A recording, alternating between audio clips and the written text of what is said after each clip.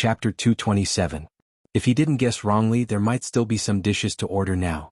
No, that should not include Uther and Tyrion for din. When the orc slaves wreaked havoc in Rotterdam a few days ago, they had already started killing. However, at that time they were using hammers, and now they were using swords to pretend to be gentle. Come to think of it, they were meeting the commander-in-chief of the coalition army now, not going into battle to kill the enemy. Why would they use the king's hammer? Oh, why would they use the king's hammer? Anyway, in order to give the commander-in-chief a good first impression, they naturally had to look good. Few people would bring their own background music when they appeared, and Uther was clearly one of them. He was handsome and elegant, coupled with his burly figure and sunny appearance, as well as the faint glow of holy light wrapped around his body. If one took a closer look, they would feel as if they were listening to the organ playing hymns in a church, and the faint but melodious singing of the holy children echoing in their ears, giving them a feeling that even their souls had been sublimated. Please allow me to introduce Uther, Sidan Dathahin, Tyrion for din, and Tyrion. Fael pointed at them and smiled like a proud father who was promoting his sons to the parents of the women at a blind date. They will be very important members of the Silver Hand Knights that I am about to form. Fael paused for a moment, and then introduced Lothar and Duque to the four paladin-in-waiting. This is Sir Anduin Lothar, the general of Stormwind City and the commander-in-chief of the Alliance. And this young mage is his colleague, Duke Marcus, the great hero who killed the demon king Sargeras and burned hundreds of thousands of orcs. Fael smiled. Now it's time for you young people. The six of you have a good chat alone. The archbishop nodded to everyone and left the courtyard. Duque had never thought that he would one day be worshipped and sought after by those famous and powerful people of later generations. However, thinking about it, Duque had long been famous. In fact, Lang had also intentionally or unintentionally promoted Duque's reputation through MI7. Compared to Lothar's series of inconspicuous achievements, Duque's deeds as a young hero were more legendary. The more desperate the situation was, the more people hoped to see a hero, a role model, a leader who could lead them forward. Duque did not disappoint. Therefore, Duque's reputation also rose. You couldn't kill Sargeras back then? I'm sorry, but nobody knows how to destroy the fallen Titan's soul. Just how powerful are demons? When I have time, I can teleport you to Karazhan. It's attacked by demons once a week on average. Lothar and Duque were surrounded by the candidates. Tyrion, the shortest of the group, seemed to shrink back. Others, like Uther and Tyrion, were relaxed and at ease.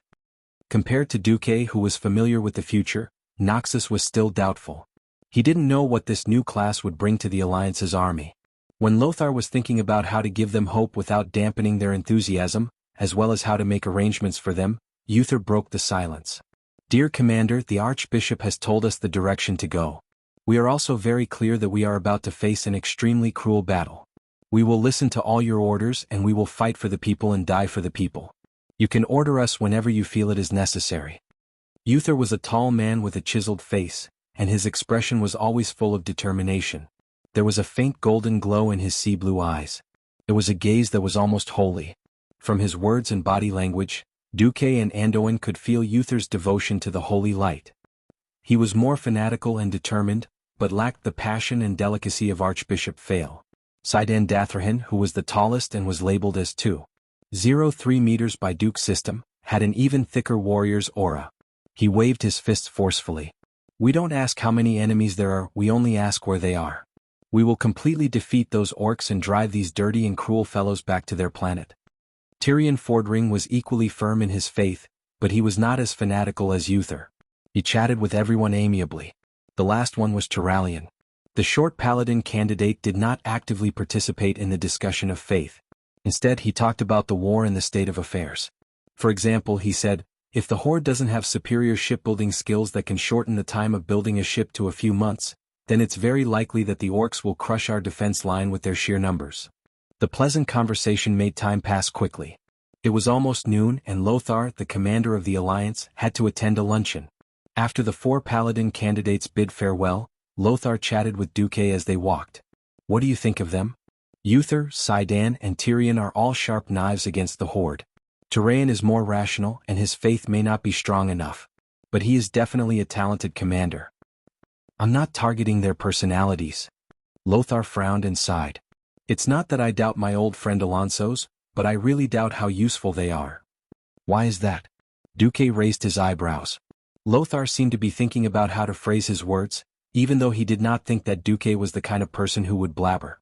After a while he said, "There is too little time. They seriously lack the time to prepare. Do you remember what you said? When Stormguard blocks the northern path of the Solder Bridge, then it is estimated that the tribe will arrive in the northern continent within a month or even less."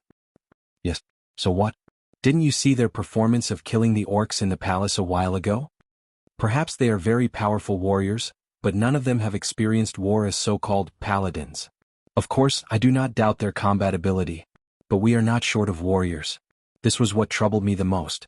I had to command a group of professionals who had never appeared in this world before, rookies who had never experienced the test of battle before. Vale wants them to play a role as the core. This is the core. Do you want me to appoint a few rookies as the deputy commander of the alliance?" Duque smacked his lips. "Oh, that is indeed the case in history. I do not know why the kings would agree to appoint Tyrion, who has no combat experience and is not a prince or a duke, as the deputy commander of the alliance." When they arrived at the luncheon, King Tyrian's words made Duke feel like he was on the outside and on the inside. "Duke Marcus, the 7 kings have unanimously elected you as the deputy commander of the alliance." Chapter 228. Duque choked on the wine he had just drunk, which amused Tyrian and Anduin. "Cough cough cough, why me? Don't tell me you're not going to choose the holy knight that Archbishop Fao recommended?" Duke whispered his doubts. At the long table, Tyrian elegantly put down the wine plate in his hand. "That's also a choice." Tyrian looked at Anduin, and Anduin immediately gave him a knowing look. Anduin continued, "I think it is similar to me being elected as the commander of the alliance. If it were not for you, Duque, perhaps the kings of the 7 kingdoms would choose a paladin recommended by Archbishop Fao, who is more neutral." King Tyrian continued, "The dwarves only need support. After receiving sufficient support, the dwarves will not have any mobility in a short period of time. But the kings of the 7 kingdoms are different. They have to consider who is more reliable to hand over their troops to. Not to mention that the 7 kingdoms have handed over their elite troops this time. We trust Sir Lothar, but there are times when we need to divide our forces. In fact, it is not easy to find a candidate who is strategic, decisive and fair enough to be accepted by the kingdoms." Anduin continued, "I understand that the Archbishop wants the paladins to perform a miracle, but why should we take an unnecessary risk when there is a better and safer choice?" Tyrian chuckled, his white hair swaying in the wind. At this moment he looked a little cute in Duque's eyes. "There is a ready-made, publicly recognized, fair and neutral candidate with an impressive battle record. Why not choose a completely unknown newbie? That is the greatest absurdity." Duque was a little embarrassed and he finally felt that he had changed history. Yes, he had forgotten that he was the most suitable one. In history, Lothar almost went to the northern continent alone. Being born in Stormwind City, he naturally could not affect the interests of the 5 kingdoms of the northern continent, Kakur Tiras. It was the same for Duque. The root of Duque's interest was in the southern continent, and Duque's series of successes such as the command of the fleet, had successfully conquered the various kings, which was why Duque had risen to power. Tyrian, who had ascended to the top in a single bound, also ascended to the top in the following discussion with Lothar. Unfortunately, halfway through his ascension, Tyrian continued to be Lothar's assistant. However, he was only an adjutant in the army, not the deputy commander of the alliance, let alone independent military power. In the eyes of King Menethil and Lothar, Bishop Fao wouldn't be dissatisfied with such a high position even though they hadn't seen the so-called Holy Knight yet. This was all for the sake of the Archbishop. After all, a paladin was a combat profession, not some strategist college or military academy. "I'm sorry, Tyralian." Duque smiled bitterly in his heart. After that, they talked a lot during the lunch. Tyrian talked about forming the Silver Hand Knights with the paladins as the core. This was not a short-term matter. First, it would take at least a month to recruit people from Rotterdam and even the entire northern continent. Then they would train, reorganize and carry out their beliefs. All of these would add up to at least 3 months to form a combat force. Meanwhile, the horde's attack across the sea was imminent. After the lunch, during the afternoon military meeting, the hastily built grassroots troop gathered together. The main military ranks of the people present were Commander-in-Chief Anduin, Deputy Commander-in-Chief Duque, Admiral Delin, Vice Admiral Mograine and Rear Admiral Abendis. Of course, the main reason was that most of the kings had rushed back to their countries to mobilize their troops, and the King of Rotterdam was not good at military affairs. The kings also had a private agreement to prohibit Turinas from commanding the army. Delin was a king, but he played the role of admiral in the Alliance's navy well, showing his respect for Lothar. The current situation is that my fast reconnaissance ship discovered that the Horde has built a large number of small and medium-sized transport ships, but not a single ship that is comparable to our destroyer. A large-scale sea crossing without any cover? Lothar's head hurt. This is not common sense. That's common sense. Duque calmly reminded, if it were a normal human, it would be impossible for them to climb over the cliffs on the east and north side of Stormwind City to attack the two low walls of Stormwind City. In fact, the Horde did it and Stormwind City fell because of it. No one refuted Duque. Lothar looked up. Who has a more reasonable inference? Duque glanced at Admiral Delin and pointed to South Shore in the middle of the huge map. If I don't have good shipbuilding skills or enough time to build a large number of battleships to resist the enemy, but I have enough troops, I will use a large number of transport ships to drown the enemy. Delin looked at Duque unhappily. I want to remind you, Deputy Commander-in-Chief, that the first fleet of courtiers has arrived at the dock of South Shore, and the second and third fleets will arrive in 5 days. The storm fleet that Your Excellency passed the command to me is also waiting for orders in South Shore. What he meant was not to underestimate the dominance of courtiers in the field of naval warfare. Very good confidence, Admiral. May I ask how many battleships the 4 fleets have in total? 12 reconnaissance ships, 312 destroyers, 89 cruisers and 18 large battleships. Admiral Delin puffed out his chest proudly. If the Horde comes with these moving target ships, the courtiers' navy can destroy them all on the sea. Very good number, but what if the Horde comes with more than 10,000 transport ships? 20,000? 30,000? What if the number of enemy ships is far more than the total number of cannons of your army? Duque continued to ask. Delin's expression finally changed. This is not possible, right? Duque pulled out a 3D video. It was a clip of the Horde's laborers sacrificing themselves to attack Stormwind City. Do you see? These are the Horde's laborers. These laborers have no value in the eyes of the orcs, and they will be used as cannon fodder. There are more than 500,000 known Horde warriors, and this does not include these laborers. If I hold this card, I'll build 20,000 transport ships. The first 5,000 will be the lowest number of laborers to maintain the ship's voyage. I'll even use the ships to exhaust the humans' ammunition. When your ship's cannons are about to explode, my official army will arrive. The generals were all numb. Lothar took a deep breath. What good idea do you have? Duque smiled. Please allow me to introduce the South Shore Defense Line. Chapter 229. Duque was very busy. After introducing the South Shore Defense Line, originally he would have continued with the military discussion. In his imagination, in the next week all the big shots would be discussing the same thing. Which path the Horde would most likely come from, where they might attack, and how to quickly mobilize the Alliance's army to that area. It was autumn harvest time, and not every country was called Lordaeron. Not every country had enough food reserves to feed the entire country for a year. For Gilnis, Alterac, and a few other countries, they had to at least block the damned Horde outside before their important hinterland and crops were trampled. But Duque was invited away. As one of the only 2 Breaking Dawn wizards in the world, Antonidas was a very special existence in the Alliance. He hoped that Duque could participate in an exchange with the Kirin Tor Council. The Kirin Tor Council was fundamentally different from the Tirisful Council that Sargeras had destroyed. The Kirin Tor Council only governed the Dalajan Kingdom, while the Tirisful Council was a world organization that mainly fought against demons and prevented the abuse of magic. Duque couldn't refuse his request. I've already asked the Chief Commander for leave for you. Although I'm a little sorry, the Kirin Tor Council hopes to meet you in the Dalajan. I'm sure you're familiar with teleportation portals? Antonidas, who had a long white beard that almost reached his belly, chuckled at Duque. Duque nodded. Then arcane energy flowed out of Antonidas' hands.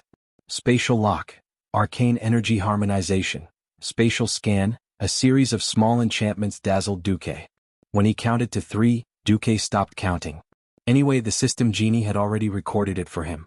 He would study it slowly when he had the time. When he stepped into the purplish-red portal that seemed to be breathing and contained a strange arcane wave, Duque immediately felt the difference in magic between him and Antonidas. With the help of the system, Duque was already very strong. In terms of quality, there was a huge gap between them and even Morningstar wizards, let alone Breaking Dawn wizards. Antonidas had only used the strength of a morning star to open the portal. Duque also knew how to teleport. However, when he was traversing through space, Duque was more like playing dodgeball. He carefully avoided one unstable space after another during the high-speed teleportation. He would rather take a long detour than take the risk of passing through any unstable area. Antonida's, on the other hand, was different. Apart from those terrifying black hole-level spaces, all the spatial rifts and space obstacles were driven away by his magic power. For example, when Duque encountered a mountain, he would circle around the foot of the mountain, while Antonida's would directly open a tunnel in the mountain. Well, it was the kind that could be completed in an instant. How could they compete? When it came to the use of spatial magic, this revered old wizard was definitely the most reliable after the death of Medivh. Duque had also teleported himself to the Dalajan. His magic was strong enough for this task, but when Duque successfully crossed this daunting distance, Duque would probably vomit and have diarrhea for a while before he could recover. Antonida's teleportation was as peaceful as Duque's ride in the elevator before he transmigrated. Personally visiting the Dalajan was a magical feeling. If there was any place in the human kingdom that could be called a miracle, it would be the Dalajan. Located south of Lake Lordaeron, this wondrous city was a combination of wisdom, power, grandeur, beauty, art, and mystery. It was the most dazzling pearl in the entire continent. Even though the Lordaeron kingdom on the northern shore of Lake Lordaeron was equally beautiful, compared to the Dalajan, it still lacked the extraordinary sense of miracle. In the past, almost all human mages in the world studied the arcane spells they learned from the high elves in this city. The mysterious and elegant white towers that spread throughout the city symbolized the wisdom, ambition, status, and power of the mages. Antonidas had invited Duque here when the enemy was right in front of him. Naturally, there was no way he could give Duque any time to sightsee. Duque was directly invited to the magic hall where the Kirin Tor Assembly was located. The Kirin Tor Assembly Hall was a very magical space. Strictly speaking, this place did not belong to the Dalajan city. In a sense, this was already the airspace. If his vision and the system Elf's altimeter were not deceiving Duque, this place was 1,024 meters above the Dalajan city. The low clouds were at his feet. Looking ahead, it was already a dark sky with twinkling stars. It was as if a hook had been placed here, firmly hooking the sky and hanging in the air. Only the bright lights of the Dalajan city on the ground allowed Duque to barely see that this place was still a part of the world of Azeroth. Not only did he have the high-altitude view like he was sitting on an airplane, but the space at the top of his field of vision also had slight changes. The space-time fragments that were swept up by the space storm caused the scenery in the sky to change strangely. Sometimes it was the darkness that made people sleepy, or maybe it was the brightness of the rising sun. This was obviously not a scenery that could be seen normally. The 6 council members stood on a huge metal ring that was even higher than Duque. If Duque wanted to talk to them, he had to raise his head, and each of them stood at a 60-degree angle. This made Duque rather unhappy. But what made him even more unhappy was the attire of the council members. Perhaps it was to make the person who was being questioned feel a sense of awe. To outsiders, they could only see a purple headscarf embroidered with the symbol of the Dalajan kingdom and a huge cloak that covered their entire body. Everything else, such as their body shape, face, and even gender were concealed by their clothes and magic. What the hell is this? Are they inviting me to be judged? Duque was furious. Antonidas keenly sensed Duque's anger and he apologized. I'm sorry, the Kirin Tor councillors are all selected in secret. Because we have a more democratic national system, the votes of the councillors on key matters will affect the policies of the entire country. So in order to avoid being bribed, threatened, or any other kind of pressure, other than me as the chairman, they all use this method to meet outsiders. What angered Duque the most was not this, but the look in their eyes. In their eyes, there was no such thing as a deputy chief of the alliance, only a lowly sky mage. Enough! Duque shouted, causing the 6 councillors to tremble. I am not a Dalajan mage and I am not a prisoner here to be judged. Raise my chair. Take off your masks. It is basic etiquette to show your true face. If you can't even do this, I will return now. The Alliance will not be unable to defeat the Horde without you, Dalajan. Chapter 230. Duque's words were very serious, and several councillors immediately retracted their contemptuous gazes. But this was not enough. Please understand our secret principle. Humph. Duque sneered mercilessly, expressing his disdain for this pretentious game of shadow. Duque was very clear about the thoughts of these councillors. Why did the Kirin Tor Council invite him here? To put it nicely, it was to exchange information. Of course, this was the main reason, but there were also many secondary reasons. For example, after entering the alliance, would Pharaoh be treated the same as a normal knight? Perhaps they felt that directly pressuring Noxus, who was originally a warrior, was a little too obvious, and the effect might not be good. So they first looked for him, who was younger and more familiar with the magical domain. Also, there was another important reason: Karazhan. As the Dalajan that claimed to be the only holy land of mages for thousands of years, they were very unhappy that there was a Karazhan in the south of the continent that could compete with them. After all, this shook the Dalajan's only transcendent position. However, Medivh was so arrogant that the Dalajan could not do anything to Medivh. Not being able to touch Medivh did not mean that the Kirin Tor Council could not do anything. That was why the Violet Eye was born. This was a secret organization established by the Kirin Tor Council to investigate Medivh and monitor his activities. It was a secret branch of the Kirin Tor Council that ruled the Dalajan. Their mission was to monitor Karazhan and its master, Medivh, who were filled with spatial cracks. To put it nicely, it was to prevent things from getting out of control. To put it bluntly, once Medivh fell, they would be the first to reap the benefits. In fact, even Khadgar was originally a spy sent by the Kirin Tor to Medivh's side. However, Medivh generously accepted Khadgar as a disciple. In the original history, not only did Khadgar righteously get rid of Medivh, who was possessed by Sargeras, but he also took good care of his mother's family, and helped the Violet Eye transport Medivh's treasures and most precious books back to the Dalajan. It sounded like as a disciple, Khadgar inherited his master's legacy and had the right to do with it, right? In theory this was true.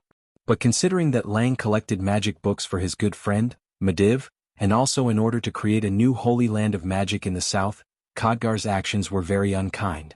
Originally, Khadgar was definitely a saint to the Alliance, but to the Stormwind Kingdom, who had spent a lot of effort to build Karazhan and provided a large number of magic books, Khadgar was definitely a bastard who helped others.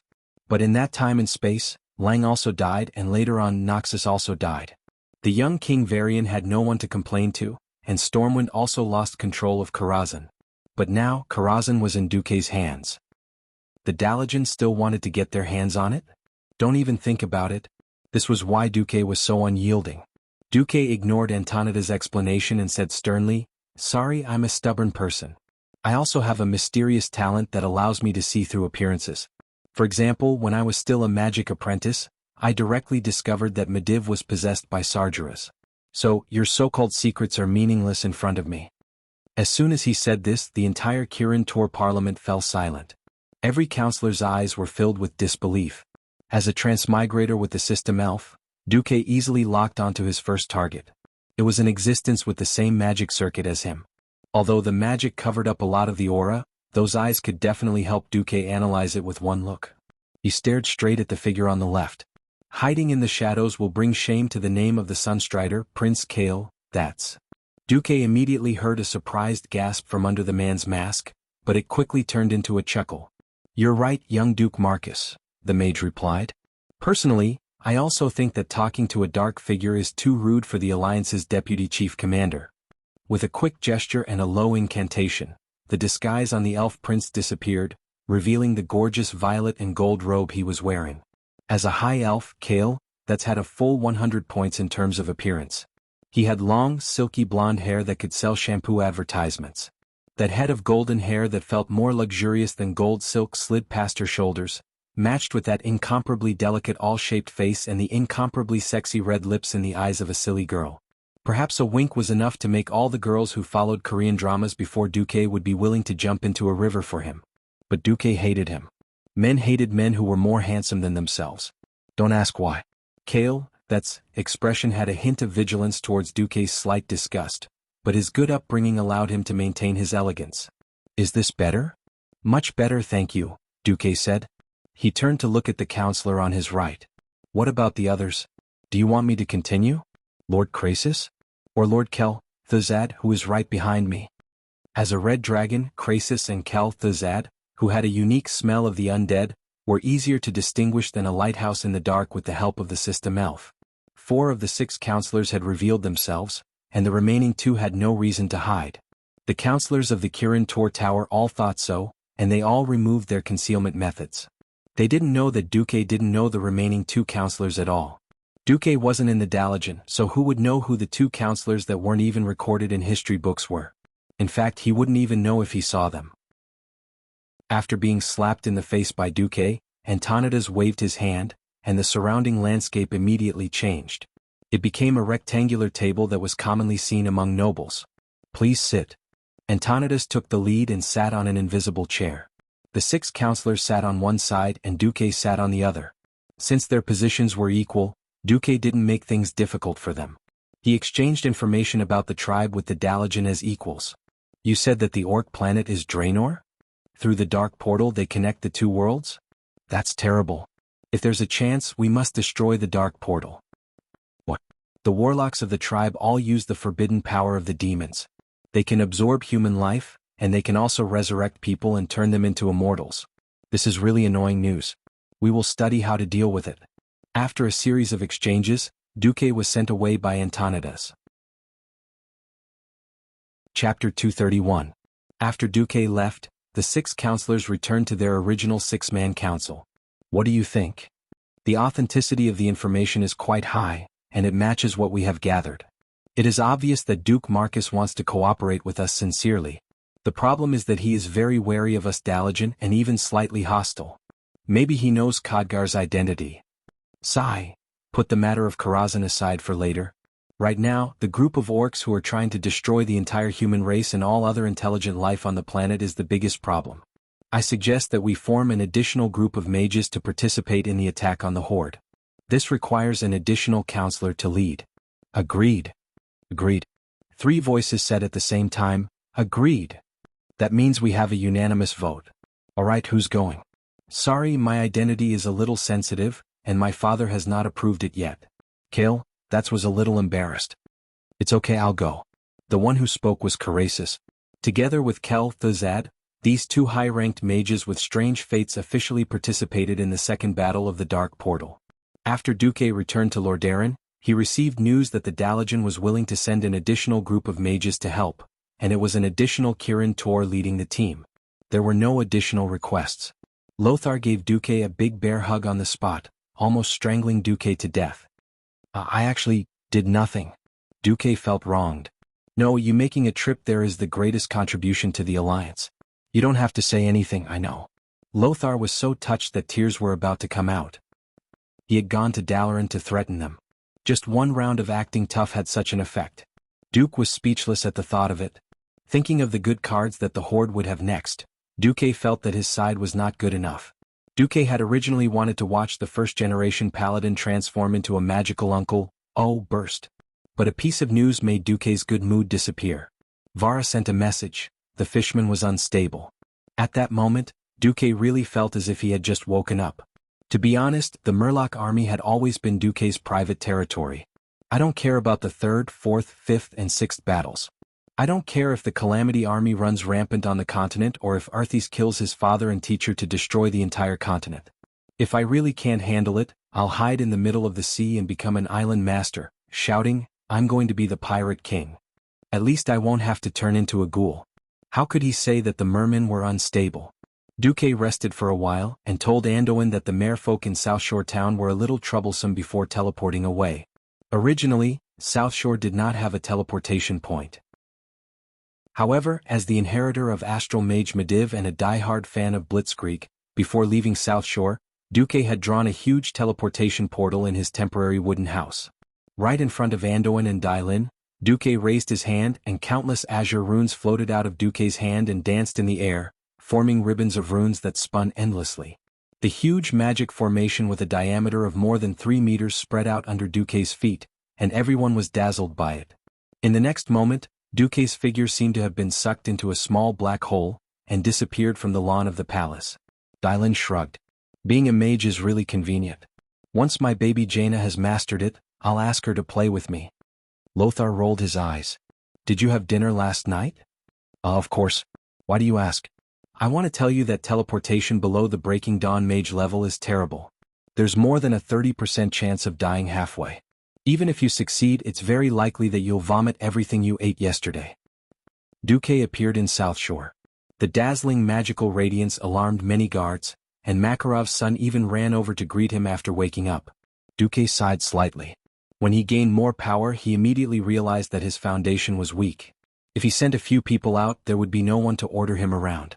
Van Cleef went to the Western Wilderness, Windsor went to Stratholme to be baptized, Makarov and Vanessa were still in Lordaeron. Itana, whose father was a clerk, was ordered around by Duque as an internal affairs officer, and Darnielle was still playing reconnaissance on the other side of the sea. Duke pondered if he should find an opportunity to recruit 2 more underlings to help him. At this time, the commander of the Griffin Legion, General Tom Seamus, rushed over with his guards. "Ah, it's Duke Marcus. Your Naga said that you're rushing back and they want to go ashore." Lang had yet to return to South Shore and Bolvar had been transferred away. General Seamus became the temporary supreme commander here. He was very nervous, but when he saw Duque appear, he was obviously relieved. "Oh, Vara, ask her to come over."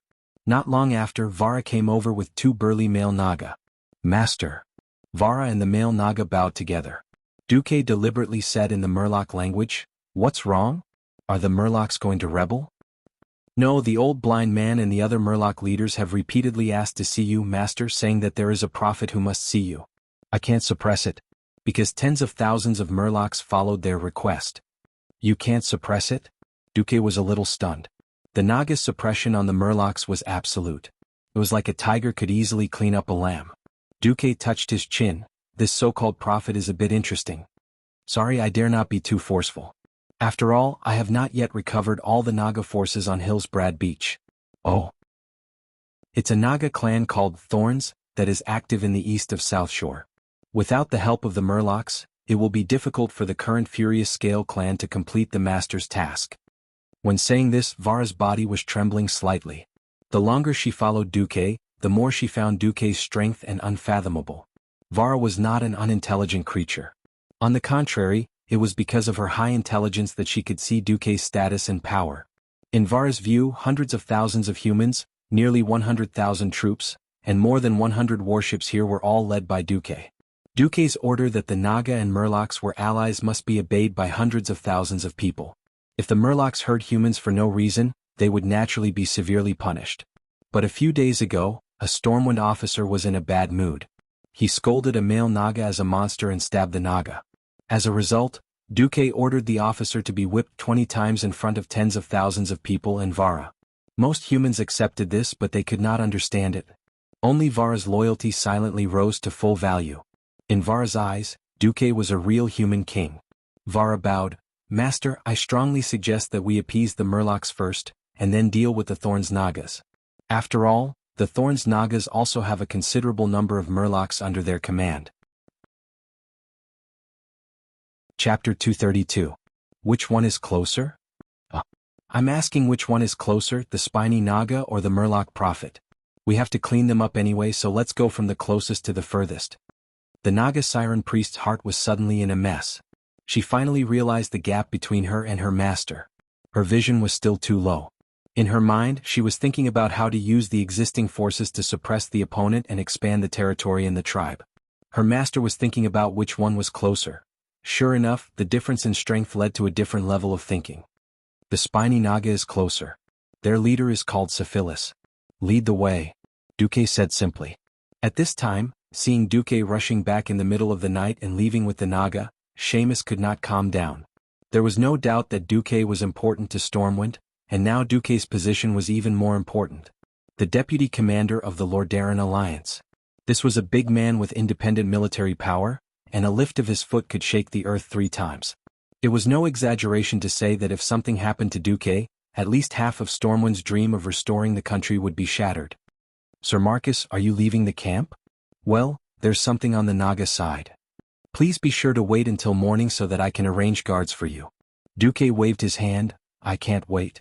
South Shore may become the main target of the Horde's attack within 10 days. I must recover all the Naga and Murlocs here before that." General Seamus resolutely stopped in front of Duque, but he bowed deeply and lowered his head. "Sir, please be aware of your status and importance.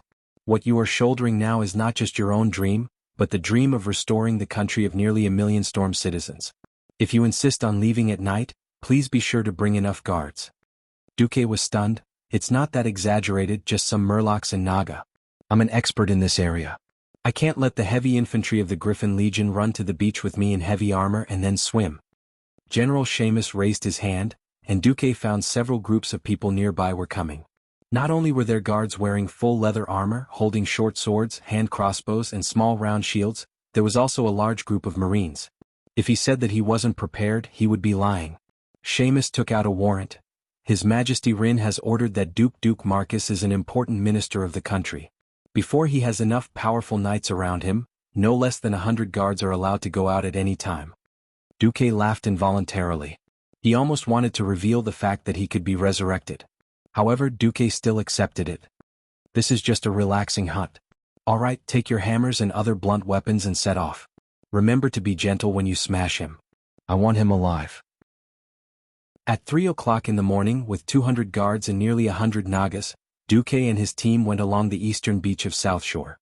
Fighting at night in this era was a very troublesome thing. In the darkness, not to mention the warriors below, even General Tom Seamus, who was in charge of being the captain of the guards, had an instinctive panic in his heart. He even doubted how much combat power his subordinates could exert once they were attacked. They were already strong soldiers if they didn't scatter in panic at the beginning. If the opponent was an orc, Duque would definitely not dare to court death. But such a low-level Naga. In the past 10,000 years, most Nagas had lived at the bottom of the sea, and their vision was different from that of humans. Their vision was more of perception, just like what humans called night vision. On the contrary, the strong light of noon would have a considerable impact on them. They arrived at the place after 20 minutes. It was a great bay. The concave harbor was surrounded on 3 sides by cliffs that could not be climbed except by expert rock climbers. The remaining side was a beach. Duque and the others almost dripped water when they went in. Alright, it's daybreak. Wake them up. Duque whistled. Seamus looked at the moon hanging high in the sky, and the muscles on his face trembled. 3 seconds later, the elite human soldiers who received the order began to shout, which easily alarmed the Nagas who were already extremely vigilant. A large number of Nagas rushed out of the caves under the cliffs, and of course, there were a small number of fishmen who were slaves. Duque noticed that the biggest difference between these guys and his angry and gray-scaled Nagas was that their arms and the fins on their backs were bright pink. Prepare for battle. General Seamus hadn't finished shouting. Duque shouted, "Close your eyes." Arcane fire magic circuit was fully activated. A huge fireball that was as bright as the noon sun jumped out of Duque's hand and flew at a high speed to a height of more than 30 meters before exploding. The violent flash was like an invisible wave sweeping across the battlefield. The spiny Nagas and their fishmen were all hit. The Nagas who were afraid of light, and the fishmen with big eyes, all covered their eyes in pain, bent over, or rolled on the ground. The enemies were all blind while their own side was full of energy. In such a state, the spiny Nagas and fishmen could not stop the organized and disciplined slavers under Duque. Although they had good combat power, they could not even exert 10% of their combat power. Moreover, in a blind state, listening to the deafening roar in their ears, they became extremely flustered. Countless Nagas and fishmen waved their weapons in panic, and even poked their own people. Some wanted to escape back to the cave, and some instinctively wanted to escape into the water in panic. The enemies were in chaos. Most of the enemies on land were taken care of by Seamus's men, and those who rushed to the shallow water were dealt with by 1/3 of the male Nagas sent by Vara. All the guys who were blinded were knocked down in just 3 minutes. The defeat of the large force outside in turn caused the Nagas who were still staying in the cave to waver. Even if the leader of the spiny Nagas repeatedly howled, calling the Nagas to counterattack, not many Redfin Nagas dared to come out. Even if they came out, they would be served by several human hammers. This kind of whack-a-mole fighting style was popular with most people, although they almost did not believe that all this was really happening. As Duque said, "This is just an easy hunt. It was not even a warm-up battle. Come on. Show your face." When Duque shot a fireball that could bend into the cave that was only 15 meters deep according to the system's scan, as the specially weakened fireball exploded, the blazing flame forced a female Naga priest with pink fins to roll out. 18 magicians' hands instantly subdued this Naga priest. Duque did not even look at her and directly threw her to Vara. "Teach your kind well. If they refuse to surrender, kill them." The Redfin Naga priest and Vara trembled at the same time. Chapter 233. The first rays of dawn appeared. It was another morning.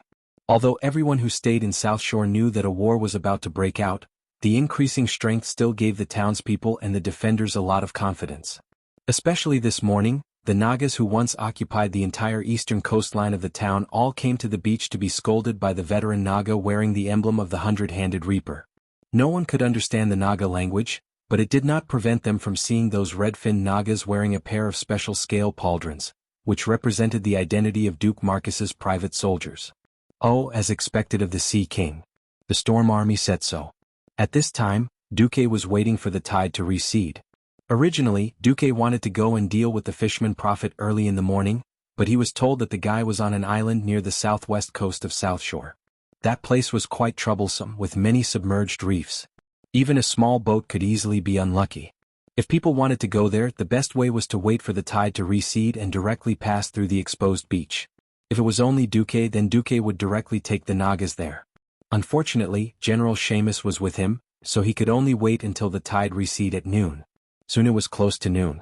Duque and his party waited for the tide to recede, crossed the rocky coast and came to an unnamed island. Damn, so many fishmen. There were fishmen in the sea, on the shore and on the shore. Usually the Murlocs were in groups of 2s and 3s even on the beach. But now, Duke felt that the Murlocs were denser than the poor fish in a can of sardines. They were like a bunch of ants squeezed together.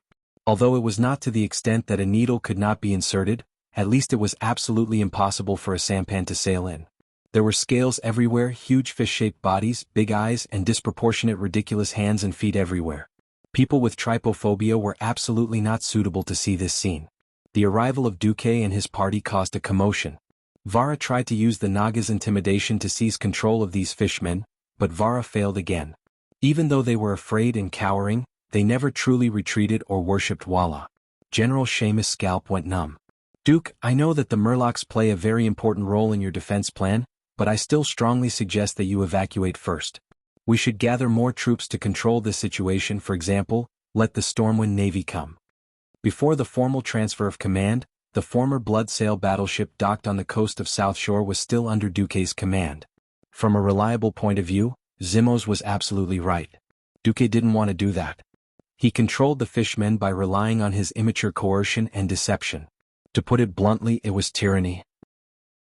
Once the pressure built on the terrifying legend was broken, Duque would never be able to control these fishmen again. Even though the fishmen were all trash, they were still very useful when there were a lot of them. For example, when they used the ice ship to transport 50,000 elite soldiers last time, they didn't have the fishmen to pull the ship.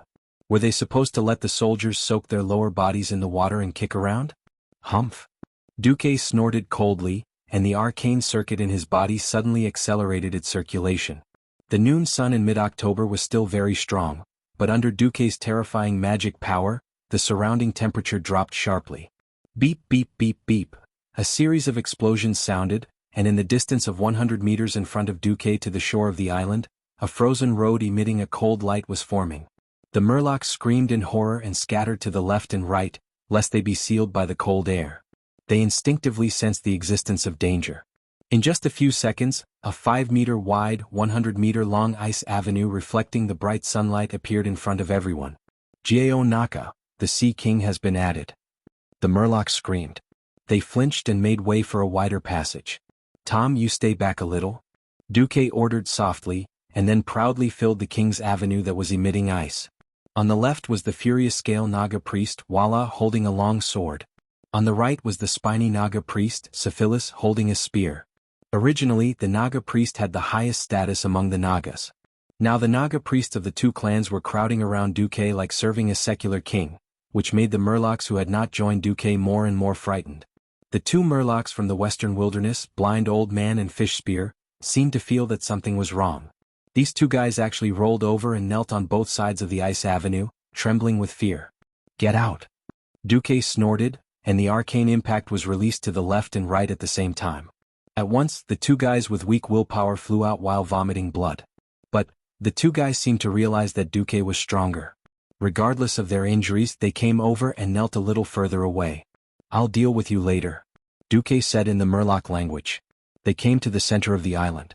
Duque heard a voice with a mysterious rhythm. Gaha, Murlocs are a great race. Duque was annoyed listening to it, so he simply let the system filter it and translated it directly. The thousands of Murlocs below all bowed down. The oracle is right. The Murlocs only obey the true king of the sea. All creatures that do not belong to the sea are not worthy to be the ruler of the Murlocs. Thousands of Murlocs knelt down again. The oracle is right. At this time, at the highest point of the island, standing on a huge pink clamshell, holding a staff like a dragon's claw holding a green crystal ball, a strange Murloc with a large number of water elements wrapped around his right hand pointed the staff at Duque, who had 72 hands of magic. So this human, huh? Duque sneered. The system had completely locked on this so-called oracle who had bewitched his Murlocs and betrayed them. This oracle was very good. As a Murloc, especially in this Murloc race with low intelligence, it was absolutely a miracle that such a Murloc with the strength of a peak Sky Mage could be born. However, what Sky Mage in front of Duque was definitely not enough. No matter what the reason was, as long as this Murloc prophet said something against Duque's rule, then even if he had to kill all the Murlocs here, Duque would not be merciful. At this moment, Duque's magic circuit had already circulated at full speed. All the space passages connecting the elemental realm had already been opened. All the elements in the surrounding atmosphere had already crawled under Duque's feet, waiting for Duque's command at any time. At this moment, the Murloc prophet's tongue seemed to be stuck. What am I, a human? Duque sneered. In his eyes, the Murloc prophet was already a dead fish. Suddenly, this Murloc prophet who called himself the Oracle opened his glistening yellow eyes wide and suddenly pointed at Duque. Yes, that's right. He is the Murlocs who appear once in 10,000 years, the one who will lead us to dominate the coast and make the Murlocs even greater. The Murlocs below all knelt down to worship Duque and shouted in unison like a tsunami, "The prophet is right. Greetings, my king." What? Chapter 234. Duque was a mess in the midday cold wind. Even though he was the one who created the cold air, Duque still felt that it was really cold and messy. Duque had 10,000 ways to increase the loyalty of the soldiers and civilians of Stormwind. Because they were all humans, they knew what people needed. To the Murlocs, Duque could only think of ways to maintain a mysterious atmosphere. Sometimes, Duque was even happy to keep his distance from the Murlocs, using the Murlocs' fear of the unknown to maintain a threatening posture. This way he could maintain his strong control over the Murlocs. But this prophet suddenly bowed down to him. Duque was still very surprised. No matter what, this guy's actions before were to steal his people, and Duque had already made up his mind not to kill it. Break its arms and legs and let it be a real fish. Look at how kind I am. Now the person who was at a loss was Duque. Over 10,000 Murlocs knelt down to him, and the Murloc prophet opened the giant clamshell it was standing on. Duque glanced at it. That thing actually looked a bit like a throne. The great king of the ocean, Duke Marcus. Your servant Magar has bowed to you. Magar? The Oracle Magar? Duque was absolutely sure that he had never heard of this guy. But the system notification said, "Congratulations, you have subdued the Murloc Oracle Magar. It has supreme prestige among the Murlocs, its words are the law, and its language represents fate. You have successfully subdued it, which means that at least there will be no Murlocs in the world who will be hostile to you." Duque frowned. On the other side, Magar took steps that were incomparably ridiculous in the eyes of humans, using its feet that only had 3 fingers and looked like duck feet to step on the sand on the island. It ran towards Duque and prostrated in front of Duque. "King of the Murlocs, please sit on your throne." Duque did not immediately agree. Instead, he sneered, "Didn't you just say that all creatures that do not belong to the sea are not worthy to be the ruler of the Murlocs? Why did you recognize me as your king?" The whites of Magar's yellow eyes and black vertical pupils quickly turned twice. In ancient times there were no living creatures on the earth. The ocean. It was the cradle of all living things. In order to avoid the terrifying existence at the bottom of the sea, the first fisherman grew 4 limbs and walked to the shore. More mere people are doing it. Duque was a little embarrassed. Why did this story sound so familiar? Some Murlocs are not brave enough. They don't dare to break free from the shackles of the sea. They return to the sea so they can only find a place to rest in the coastal waters. However, there was a group of brave people who continued to venture into the depths of the continent. After millions of years they became humans. And Duke Marcus is the destined king among the Fishman's inheritors. Duque choked. F***ck Darwin's theory of evolution actually became like this when it came to you? Alright, do you want me to write the word, convinced, for you? Smart but sly. This was Duque's first impression of Magar. However, the funny fishman over there exclaimed and then bowed again. This scene made Duque speechless. Everyone remember? His Majesty Marcus is our real king. His power is above all the Nagas and sea creatures. Do you remember? Memory dash, the fishmen bowed for the third time. The neat and exaggerated scene made the two Naga Siren priests, General Seamus, and the Stormwind elite soldiers behind him completely dumbfounded. What the hell is this? People often said that Duque was the Sea King, but Seamus never believed it. He thought it was just an honorific title. Even when he saw Duque commanding the Nagas and the fishmen, he thought that Duque just used some special means. Who would have thought that he would really witness such a ceremony of worshipping the king? Sitting on the huge clam covered with pearls, Duque was still not used to it. He accidentally thought that if the clam was actually a trap, he would be killed as soon as he sat on it and couldn't be resurrected. Then this story was really a masterpiece. Duque thought too much. At this time, Duque suddenly found that Magar actually used some kind of spiritual connection to directly hover outside Duque's spirit sea, waiting for the call to be connected. Duke thought about it for a moment but still answered the call. Your Majesty, Magar is at your service. Enough, I'm just a human powerhouse. Why are you doing this? Duque's voice suddenly became cold. No, Magar and the fishmen are sincerely kneeling at the feet of your Majesty. Huh? First inciting them to disobey the orders of my messenger, then saying that they are loyal to me? Duque completely sneered. That's because Magar doesn't know the greatness of your Majesty, and the horror. In the spiritual connection, Magar's posture was already prostrating on the ground. Oh. Duque was interested. Magar doesn't want any fishmen to surrender to a false king, but is willing to pay absolute loyalty to a real overlord. Overlord? Yes.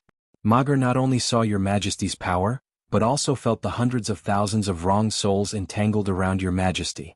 Only a peerless overlord can do such a great thing. Compared to your Majesty who can change the fate of so many creatures, the entire fishman race is just an insignificant existence. Duque squinted his eyes. You can see the wrong souls around me?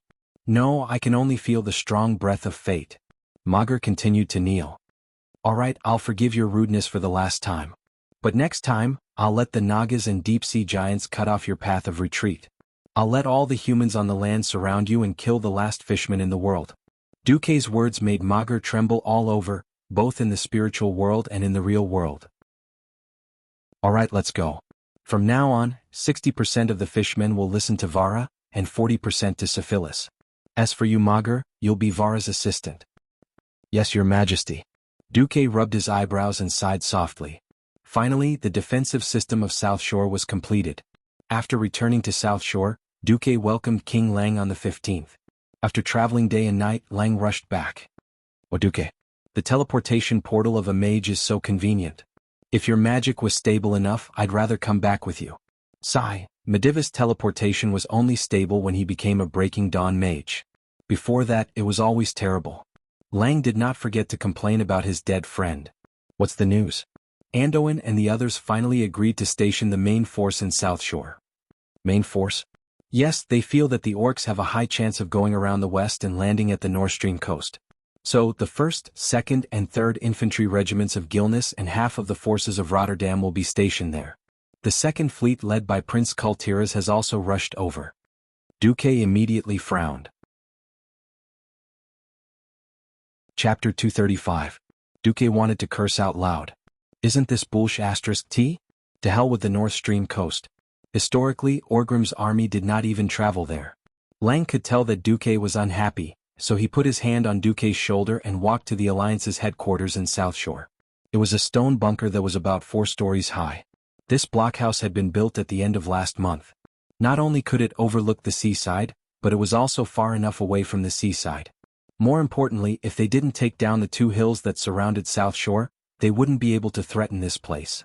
As for those 2 hills, they had long since been melted by Fort Duke. Lang looked at the map and said in one breath, Actually, our forces here are already very strong.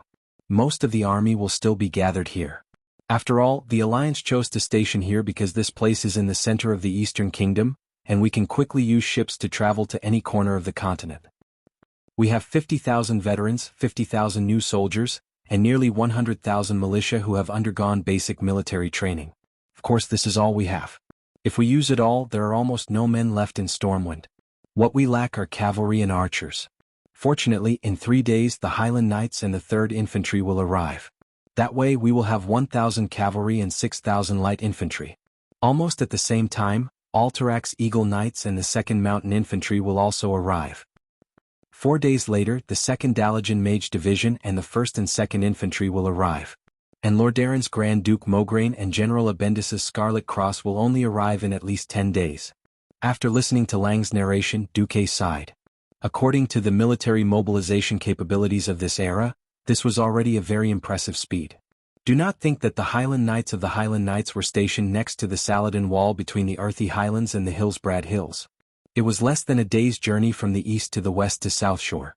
In fact, when the army set off, there were as many things to do as the stars in the sky. And this was because of the invasion of the orcs. The various countries had already entered a state of war. If it was during peaceful times, it would probably take even longer. Similarly, the Dalajan to the northwest of South Shore and Altarak to the north weren't too far away. Both of them could be reached within a day on a fast horse. Duque was already burning incense for being able to arrive so quickly. These standing armies were also the foundation of the various countries. If Duque easily wiped them out, it would not be so easy when he wanted them again. On November 5th, when the last batch of soldiers arrived at the huge barracks outside South Shore, there were already 2 commanders-in-chief, 7 kings, and more than 30 generals gathered in the hilltop command post. Everyone was full of praise for the barracks that Duque had set up in advance. They had built a large circle of wooden walls in advance, as well as well-positioned arrow towers. Furthermore, every military camp was close to the river, making it easy to obtain water. At the same time, for the sake of the army's attack, several spacious roads were planned in advance. With this arrangement, the generals of the various countries almost thought that they were leading an army on a long journey to train. As Lothar's adjutant, Turalian reported to the kings. First is the information from the copper-bearded dwarves. The Iron Furnace Fort is still besieged by nearly 100,000 orcs.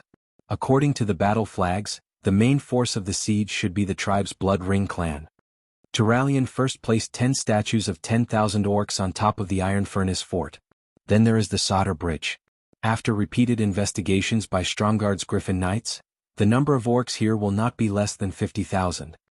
Turalian then placed 5 orcs on the bridge. Finally, there is the wetland. According to the investigation of Deputy Commander Marcus Naga and Fishmen, at the edge of the wetland on the south coast of the sea, more than 200,000 orcs have built at least 20,000 transport ships. This kind of transport ship can carry about 30 orc warriors, and the medium can carry about 100 people. For the time being, there is no large enemy ship. Then we have confirmed the banners of the big clans in the wetland camp. They are Blackstone, Warsong, Fireblade, Dragonmaw, Storm Reaver, Twilight Hammer and Scar. Including the orcs, a conservative estimate of the tribe's total population is more than 600,000.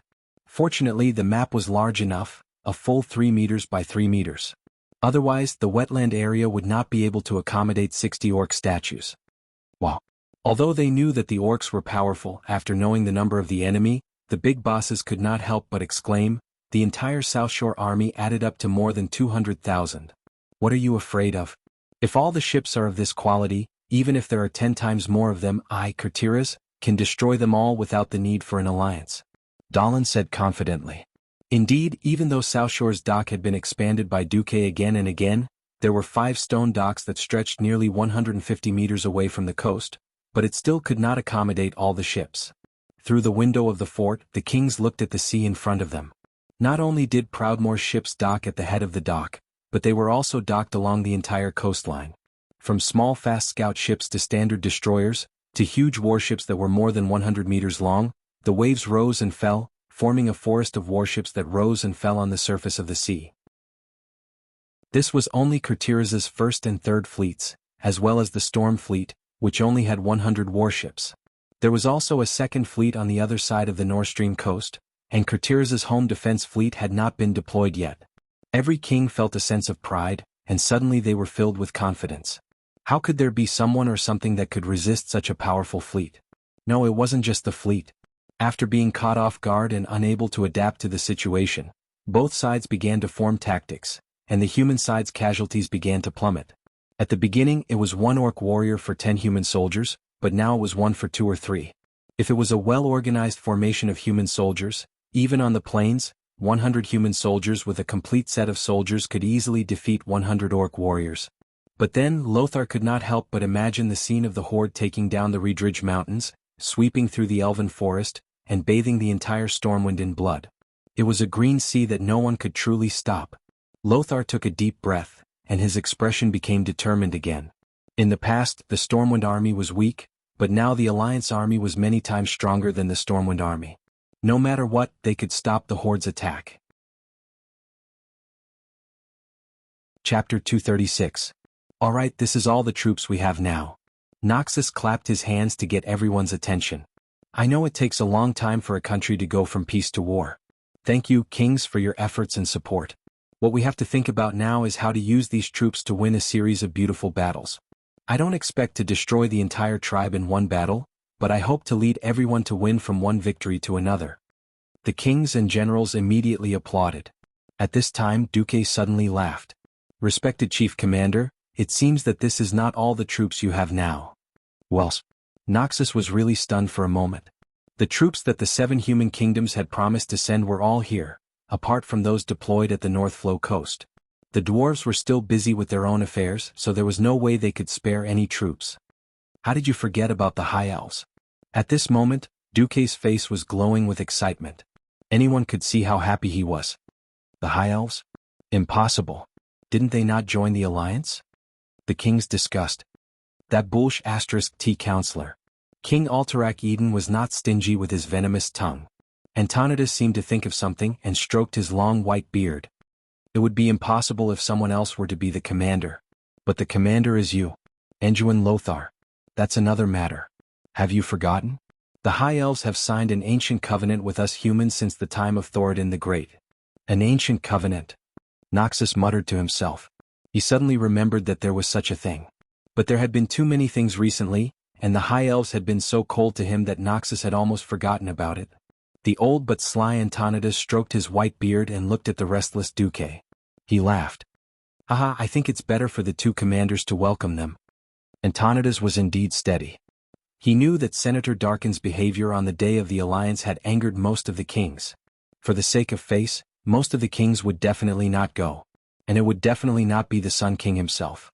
In that case, it was completely reasonable for them not to welcome him. At this moment, a sentry hurriedly ran to the door of the command center and reported, "The elves are here."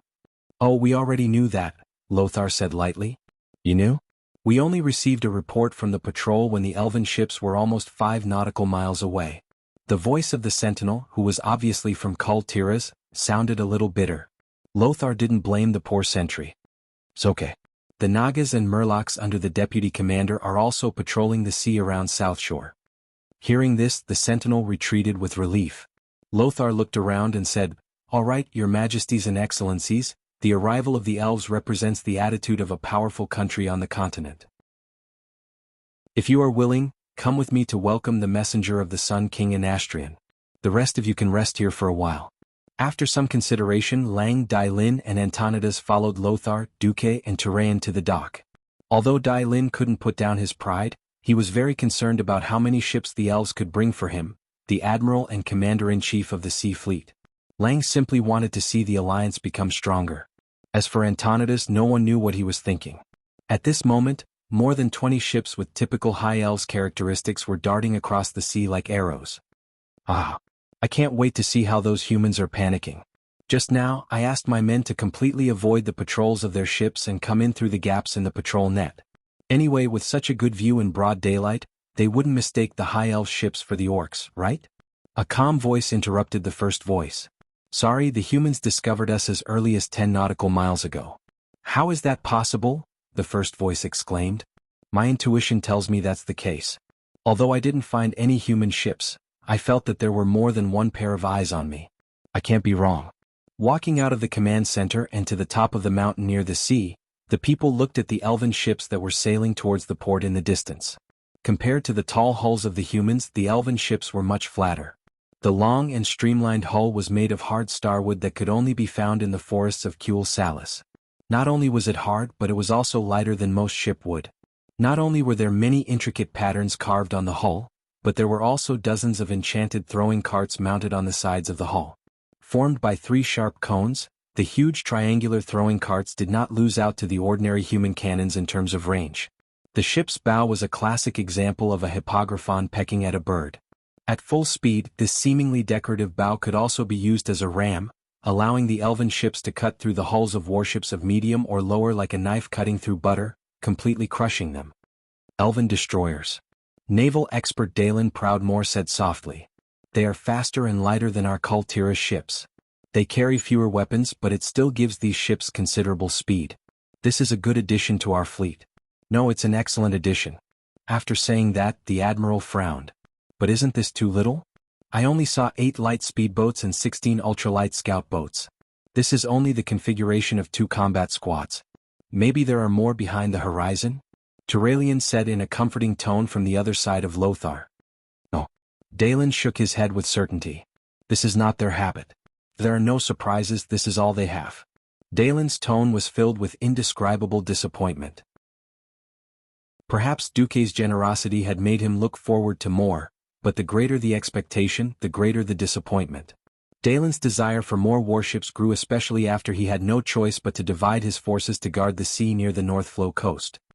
He knew very well that it was impossible to protect the entire coastline of the northern continent with such a small fleet. 24 ships also means that our fleet has an additional 24 ships. Duque comforted Dalen.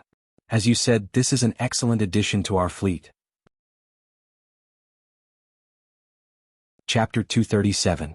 Dalen was startled, but he quickly chased away the slight disappointment in his heart. After all, the elves were not supposed to join the alliance, and if you looked at it from the perspective of profiting, then it was true. He nodded and agreed with Duke's words. All right.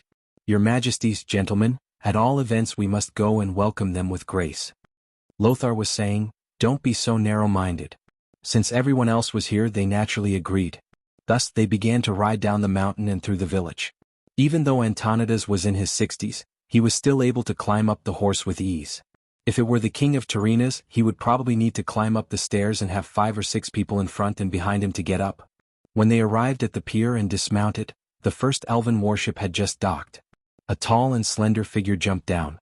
Her footsteps were so light that there was almost no sound when she landed on the stone pier. It was as if she had landed on a ball of cotton. His long golden hair, which reached his waist, reflected the sunlight and emitted a dazzling radiance. Lothar and Duque heard more than one person gasping for air around them. Of course, the one who gasped the loudest was Turalian, who was beside Lothar. When everyone saw this figure clearly, they were even more shocked by the other party's incomparably dazzling and enchanting beauty that they were speechless. Unlike most of the high elves who had a delicate figure and pale skin, her figure was actually extremely fit and beautiful despite looking a little delicate. Unlike the mainstream rulers of the high elves, the spellcasters who liked fancy clothes, her clothes were either forest green or oak brown. She wore a pure white shirt with a breastplate and shorts that revealed half of her thighs. A hooded emerald green cloak was flung behind her, and a pair of light brown leather gloves covered her from her fingers to her elbows. Her boots were the same, protecting her knees. A thin sword with a white scabbard and a green blade hung from her belt on her left hip. On her right was a small pouch and a small communication horn. She carried a longbow and a quiver full of arrows on her back. Of course, because the back was slanted, the bowstring passed through the middle of the pair of peaks, making them look even more impressive. Dalen, Lang, and Lothar were all high-ranking figures in the kingdom, and they were always surrounded by beautiful women. In this day and age, a noble man would be embarrassed to come out and greet others if he didn't have many lovers. Not to mention the widowed Lothar, the handsome middle-aged man Lothar, was definitely a model for attracting bees and butterflies. However, only a few of them could come close to the beauty of this female elf. But no matter which one of them it was, they had never seen anyone who could combine fitness and elegance so perfectly. Noxus could very well understand why his adjutant, Turraean, who had just been baptized as a holy knight and was known for his many virtues such as justice and piety, was captivated by her. At this moment, the greatest tragedy occurred. It was tragic because the table was full of cutlery. Turraean, who was quietly expressing his love, looked at the mysterious goddess in his heart and softly exclaimed, "Darling, I miss you so much." He then threw himself at Duque and pushed him to the ground. Her beautiful face rubbed against Duque's chest like a puppy rubbing against a human. Anyone would think that this female elf and Duque had an extraordinary deep love. At this moment, Turraean felt that the heart he had cherished for more than 20 years was broken. It was crushed by one of his superiors, the Duke Marcus, who had an even more glorious battle record.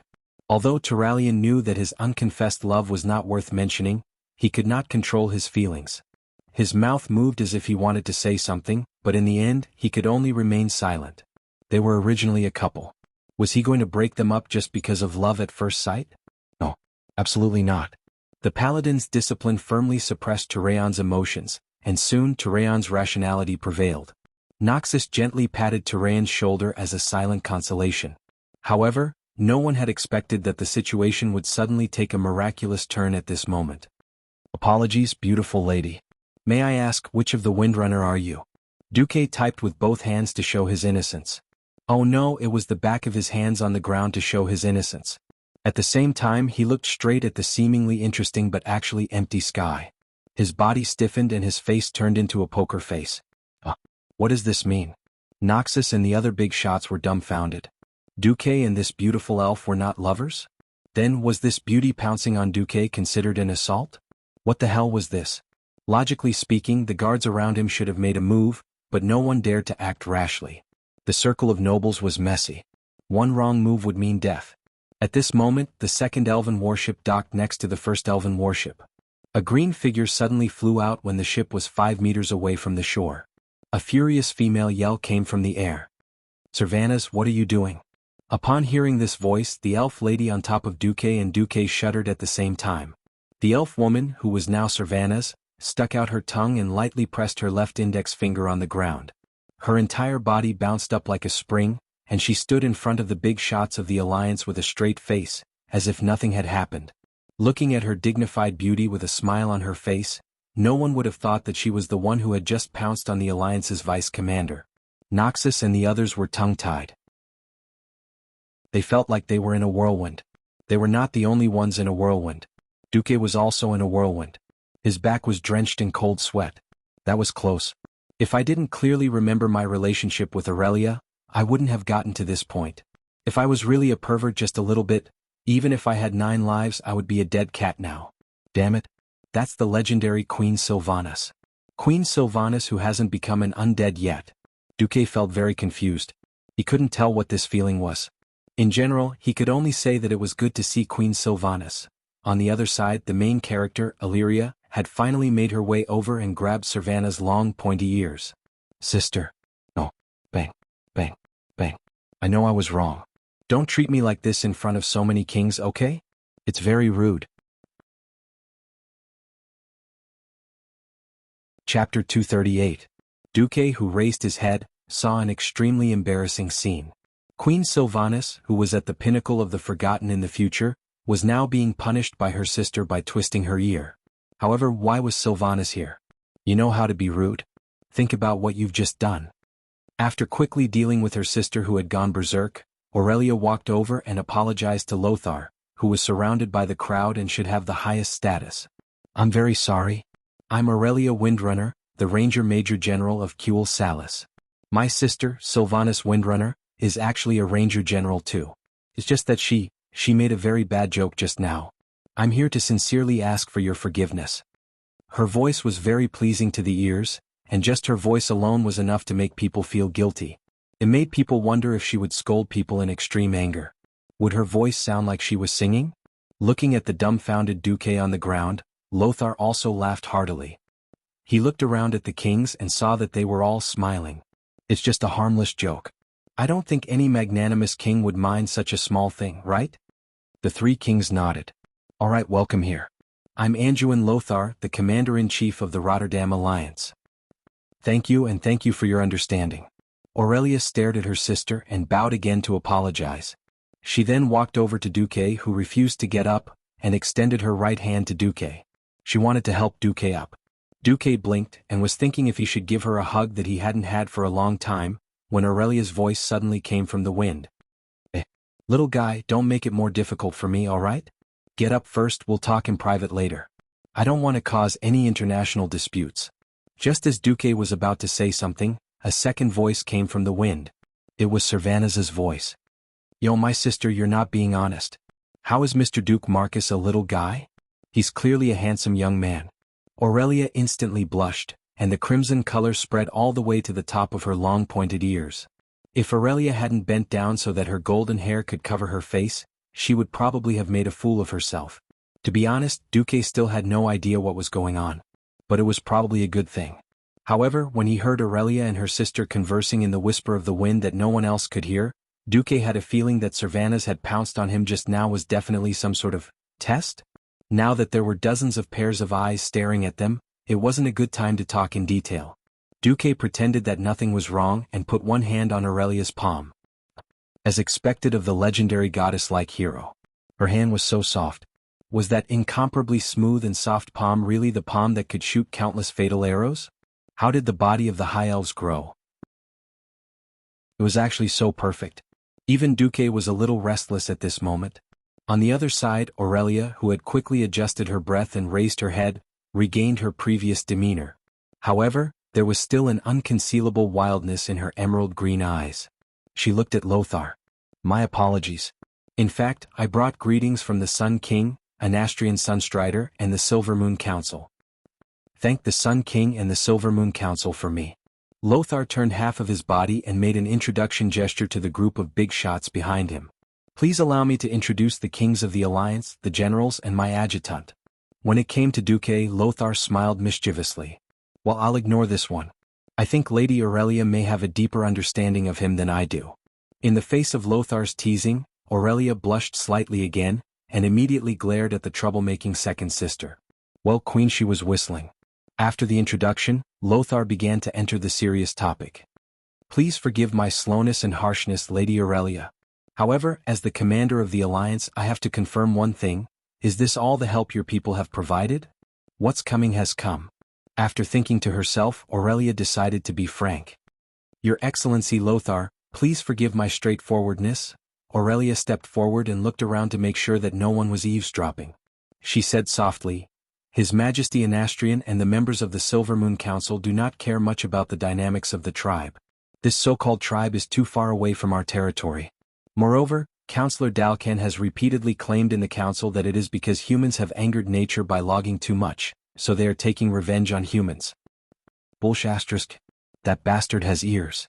Lothar was furious. Sorry, I'm not talking about you. It's okay.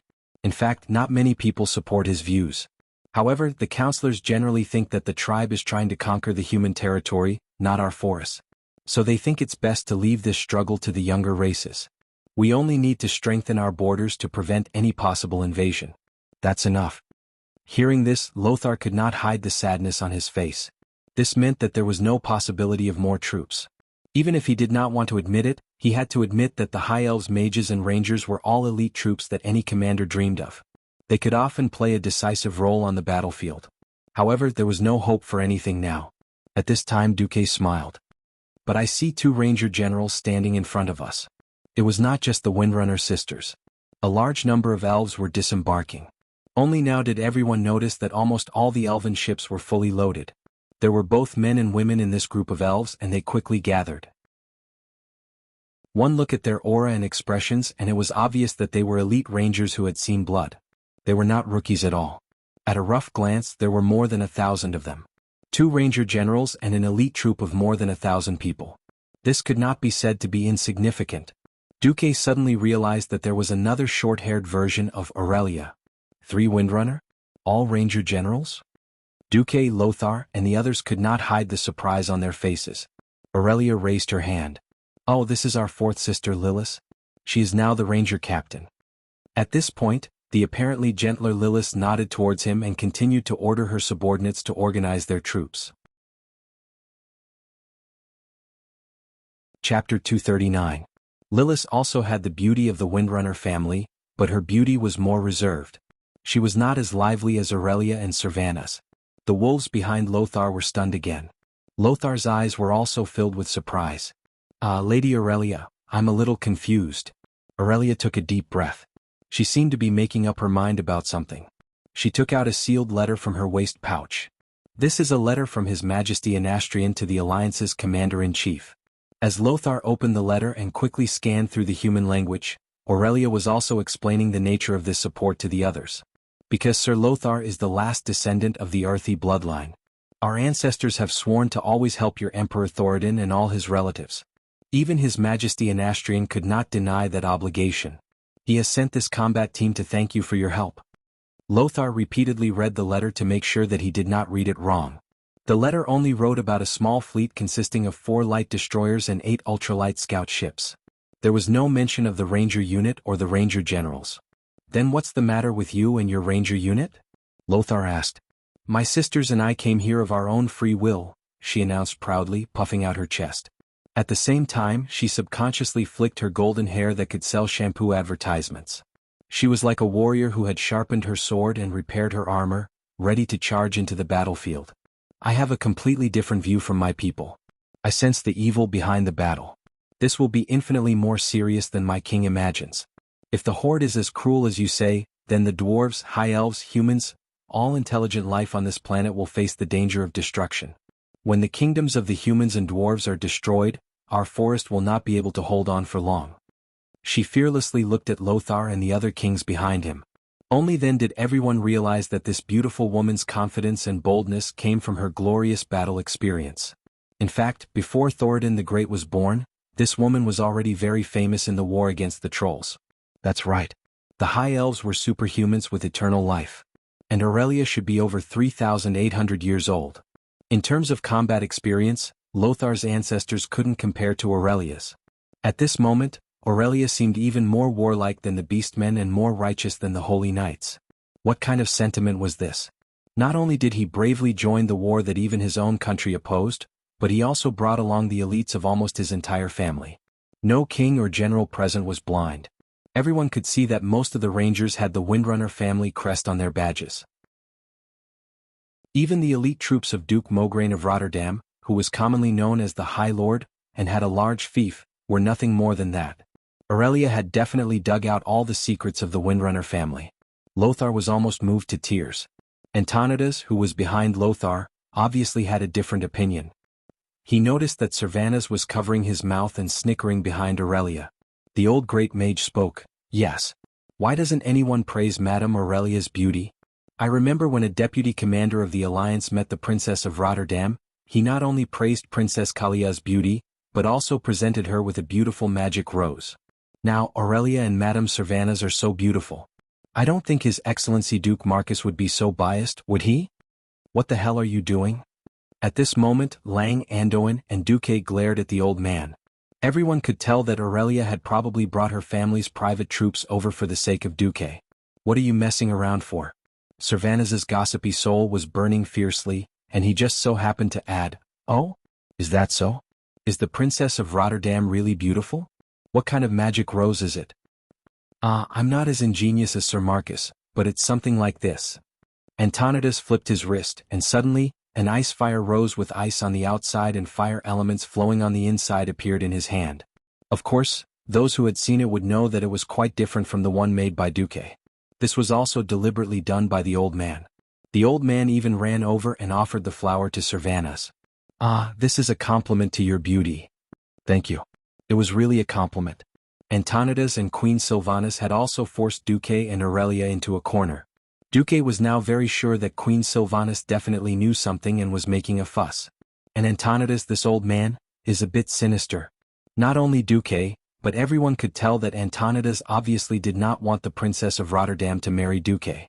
Even if it was only a possibility, he had to eliminate it. That's right. If Duque, who had control of Karazhan, really went into the arms of Rotterdam, it would be a huge challenge to the Dalajan's status as the Holy Land of Magic. The books of Karazhan could definitely make the magic level of Rotterdam soar many levels in a decade. As for the High Elves? The High Elves were the ancestors of magic. Seeing through the old man's thoughts, Duque couldn't help but smile bitterly. Of course, he was not interested in going to Rotterdam, which was destined to fail in history. But Antonidas didn't know. Sigh, it's all my fault for accidentally pretending to be a fool. Don't pretend, or you'll be struck by lightning. Well, now I've been forced to do something beyond my abilities. Aurelia was jealous. Beautiful women always had a kind of pride that outsiders could not imagine. If the other party had nothing to do with him, then forget it. The High Elves were a magical race that maintained eternal beauty, and the beauty of a human beauty that was only a little more than 10 years old was nothing to them. The problem was that after Aurelia returned to Cuel Salis, something big really happened that had something to do with Duque. If it were someone else, Aurelia would definitely not care, but Duque. Only Duque. Aurelia really could not ignore it. No need, Duque, I'm an old woman that's thousands of years old, what haven't I seen? I don't need such hypocritical praise. Well, that was what she said, but the look in Aurelia's eyes was completely different. That pair of seemingly calm emerald eyes were clearly filled with indignation and anger. Chapter 240. The System Elf's voice came again. Detected Aurelia Windrunner's hostility toward you under her fake expression. Do you want to load the boss template? Calculating the threat value. The threat value is quite chaotic, but it is strongly recommended that the host surrender immediately. Surrender my ass. What's the point of thinking so much? The translation of that look was, kid, I don't like the look of you. Hurry up and coax me or else I'll make you suffer later. Duque didn't know what happened to Aurelia. He only knew that everything had a cause and effect. If it was just because of that friendly interaction, Aurelia wouldn't have pulled out the entire Windrunner family. On the other hand, although he hadn't known Aurelia for long, Duque knew that something must have happened to Aurelia. Otherwise, Aurelia wouldn't have minded him fawning over Princess Kalia. After all, among the 3 Windrunner sisters in history, Aurelia was famous for being mature and steady. She wasn't the kind of woman who would be unreasonable and lose her temper at will. Calling herself an old woman. If Aurelia was a warrior, she would be full of anger. Duque's heart skipped a beat. Then Duque understood. Wasn't he just going to show off even more? Wasn't he just coaxing the goddess? Duque slowly turned his head and glanced at Turalian. He didn't know why, but he felt that the holy light slowly overflowing from Turalian's head was green. Yes, that must be the light called protection. Duque smiled. His right hand drew a beautiful arc in the air, and the fingers of his right hand closed and fell on his left shoulder. Sister Aurelia, for your beauty, please allow the Duque Orchestra to perform Ode to Joy. Ode to Joy? Did it sound like the name of a song? Was it a hymn? Or something else? But singing here? A cappella? What did the Duque Orchestra mean? Not only Aurelia but all the Alliance elders were also curious. In any case, Aurelia had made up her mind. Since she had forced Duque to this point, she would see what he could do. As long as Duque's ice and fire magic rose was worse than that ice and fire magic rose, then he wouldn't accept it and would teach Duque a lesson. Aurelia supported her right elbow with her left hand and her right cheek with her right hand. She looked like she was waiting to watch a good show. Duque activated his arcane and ice magic circuits at the same time. A purplish-blue, mysterious magic array suddenly unfolded beneath Duque's feet. The elements in the air around him trembled and were quickly tamed, as if they had become a part of Duque's body, obediently listening to Duque's commands. Under the noon sun, in the shallow water on both sides of the dock where Duque and the others stood, crystal-clear pillars of ice as thick as an arm suddenly rose. The tallest one was more than 10 meters high. It might not be appropriate to call them pillars, but these hollow ice tubes were even finer than glass tubes carved by craftsmen. Not only were they thick, but they were also crystal clear, much more transparent than most glass in this era. The sudden appearance of so many tubes on the beach next to the dock not only attracted the attention of the high elves who were lining up, but also stunned all the human guards at the dock. What was this? Not to mention the kings and generals, even the elves who had lived for countless years and thought they were knowledgeable couldn't tell what it was at all. Percussion music? Organ? But it didn't seem like it. Duque gave Aurelia the most confident smile, raised his left hand in a very pretentious manner, and snapped his fingers. 28 hands of magic appeared next to the ice tubes in 2 rows, like musicians in an orchestra who were preparing to play instruments. Each pair of hands of magic that emitted soft white light made a relaxed posture similar to a conductor's starting hand. In the next second, the performance began. Bang! With a bang, as a team of hands of magic touched the 3rd tube on the left, the ice tube immediately flew into the air, and then, like a silver bottle exploding, it instantly exploded into countless ice crystal powder. The ice crystals made of seawater exploded and dispersed under the sunlight, forming a gorgeous effect like fireworks. Aurelia's sexy long ears twitched. She seemed to hear a sound. Me? She thought she was hallucinating, but as more hands of magic made the tubes rise into the air and explode like plucked strings, not only did the powdery ice crystals form a colorful rainbow in the sky, but she also heard a complete song. Me fa sua fa me. This was a song that crossed endless time and space, civilizations and worlds. Beethoven's classic Ode to Joy was presented in the most magical form in Duque's hands. The joy and excitement in the song were all clearly and unmistakably conveyed to the ears of everyone present. Most of the human soldiers were uncouth and instinctively felt that the rhythm was pleasant and joyful. But the high-ranking nobles and kings knew what was good for them. Of course, the most knowledgeable were the high elves, who had spent thousands of years of boredom and immersed themselves in music and art when they had nothing to do. Most of the high elves were self-proclaimed nobility and looked down on a young and short-lived race like humans. They felt that humans were very uncouth, but in fact they were not much better than the so-called barbaric orcs.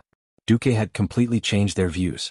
Not only in their eyes, but Duque had an unparalleled talent for songwriting. There was also Duque's extraordinary control of magical elements. Most of the high elves who were rangers were not very talented in magic, but it did not mean that they had no vision. The long years had given them unparalleled experience and vision. They could almost see at a glance that although Duque's mage level was not high, his exquisite and terrifying control of magic was definitely not inferior to most of the members of the Silver Moon Council. What level was the members of the Silver Moon Council? They represented the pinnacle of the High Elves' magic civilization. It would not be an exaggeration to say that they stood at the peak of the magic field in the entire world. This was quite a high evaluation. Looking at Duque waving his hands lightly like a conductor, pretending to direct those hands of magic to play the song without making any mistakes. The three Windrunner sisters who were present were angry and amused at the same time. But the three sisters who had seen through Duque all regarded it as a small mistake in casting multiple spells. After all, normally no one could do so many different things at the same time without making a mistake. "Oh, so he is Duke Marcus," the calm Lilith said softly to herself. In the whisper of wind, Servanas laughed and said, "You really are a little guy with endless new surprises. No wonder Big Sister loves you so much." Not hesitating to, "Enough," Aurelia interrupted Servanas in the whisper of wind. Ignoring the others' reactions, Aurelia the Great Demon Queen was very satisfied. She walked over in public and gave Duque a passionate kiss. Well, unfortunately, it was on Duque's forehead. Little brother Duque was speechless. Damn. Chapter 241. In any case, as long as the Demon King Aurelia was satisfied. Looking at the emerald green eyes that turned into crescent moons, Duque knew that he had finally passed the test. Unconsciously, Duque touched the place where he was kissed. That kind of touch that was softer than rose petals seemed to linger on his forehead, unable to disperse, leaving a lingering fragrance. She seemed to know that she and Duque had overshadowed the host. Aurelia returned to her serious mode. "General Lothar, my people are the best scouts and sentinels. If it is an enemy on land, I can ensure that the troops will receive the news when they are 2 days away from the enemy." Lothar smiled and nodded. "Thank you for your reminder. Unfortunately, our enemy is on the other side of the sea. We can only rely on Admiral Dylene's reconnaissance fleet and Deputy Commander Marcus Naga to obtain intelligence. Perhaps in the next battle, you and your people can only be used as archers for the time being, but we will ensure your safety. There is no place on the battlefield that is absolutely safe," Aurelia said seriously. "I know. You and your people will know when you go there." Lothar glanced at Duque and smiled mysteriously. "Before that, please wait patiently for the arrival of the reconnaissance report." Aurelia soon understood what Lothar's smile meant. First was the battle position. It was the second highest position on the 2 hills near the South Shore port. The firing holes made of hard bricks were quite strong. Even a small caliber human artillery could not penetrate it at once. Not to mention ordinary ballistae, bows and arrows and other long-range attacks. This position seemed to have accurately calculated the range of the Elven Rangers' bows and arrows. Almost from the port to the foot of the hill, the distance of 300 meters was the Elven Rangers' range. In terms of safety, it was also guaranteed. The highest place was naturally the ballistae, catapults and cannons.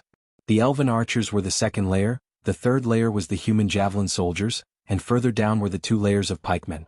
With this kind of 3-dimensional defense, unless the lower 3 layers were completely destroyed, the Elven archers would not be in any danger at all. Even if there was danger, the specially set retreat route along the hill and a spacious tunnel running through the entire hill were enough for the Elven Rangers to evacuate the entire position in a few minutes. Then came the encampment. Duque seemed to have predicted that the elves would come. He had specially left a quiet little valley for the elves. Not only were there a large number of towering trees in the valley, but there was also a small clear mountain spring. In addition, there were also many fruit trees. It was the harvest season and the valley was full of fruits, which tempted the elves. This was a ranger's favorite. Aurelia was dumbfounded.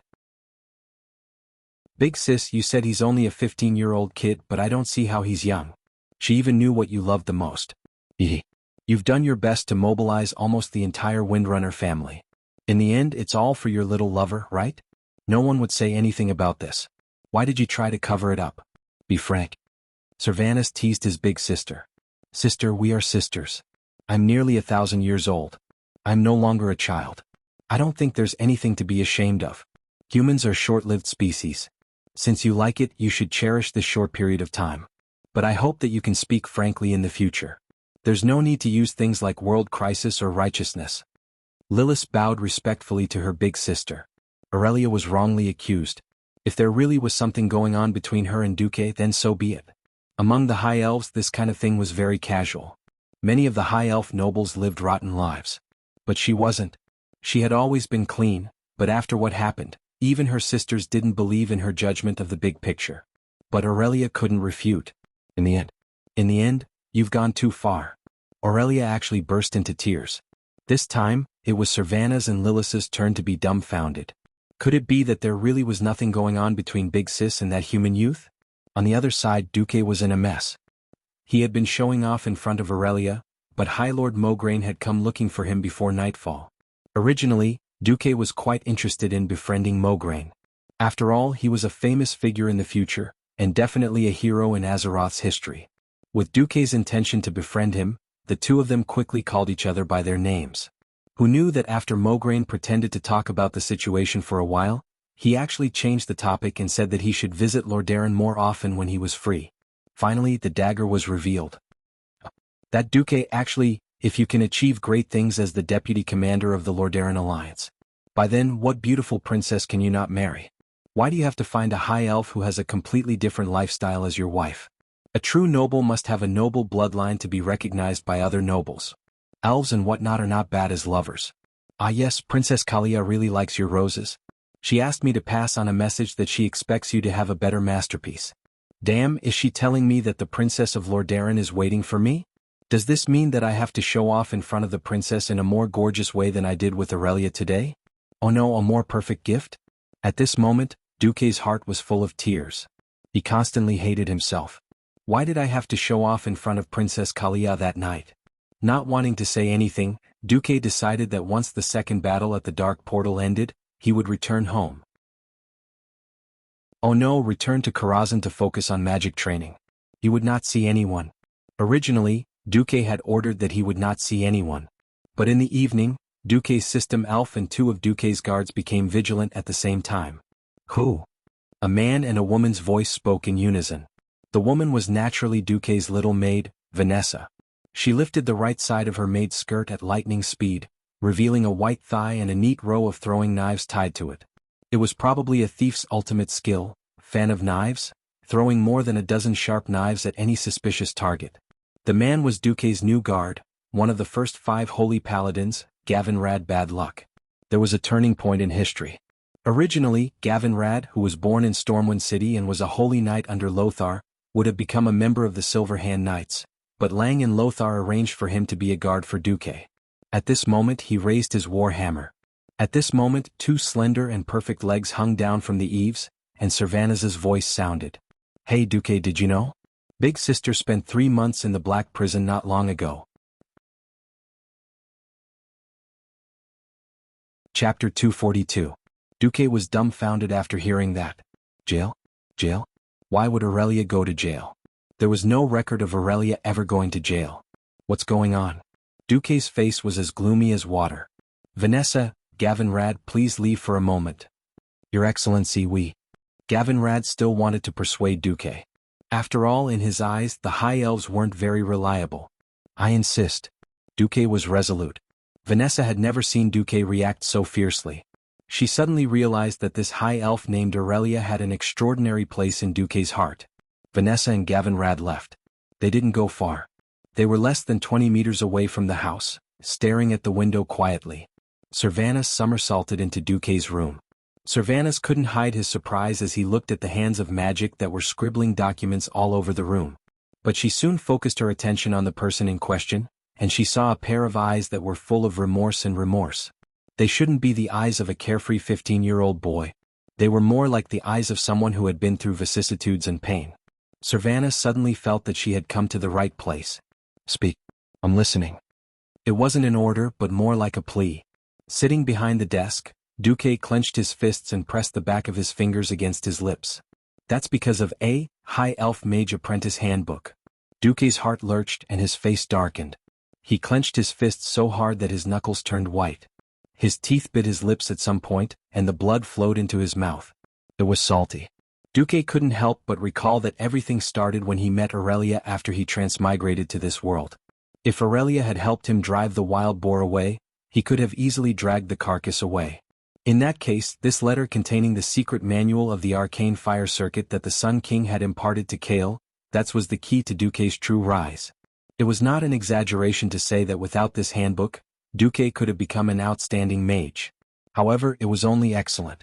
There was still a huge gap between the current transcendents, who could easily defeat mages of the same level or higher. Duque secretly compared it to other mages.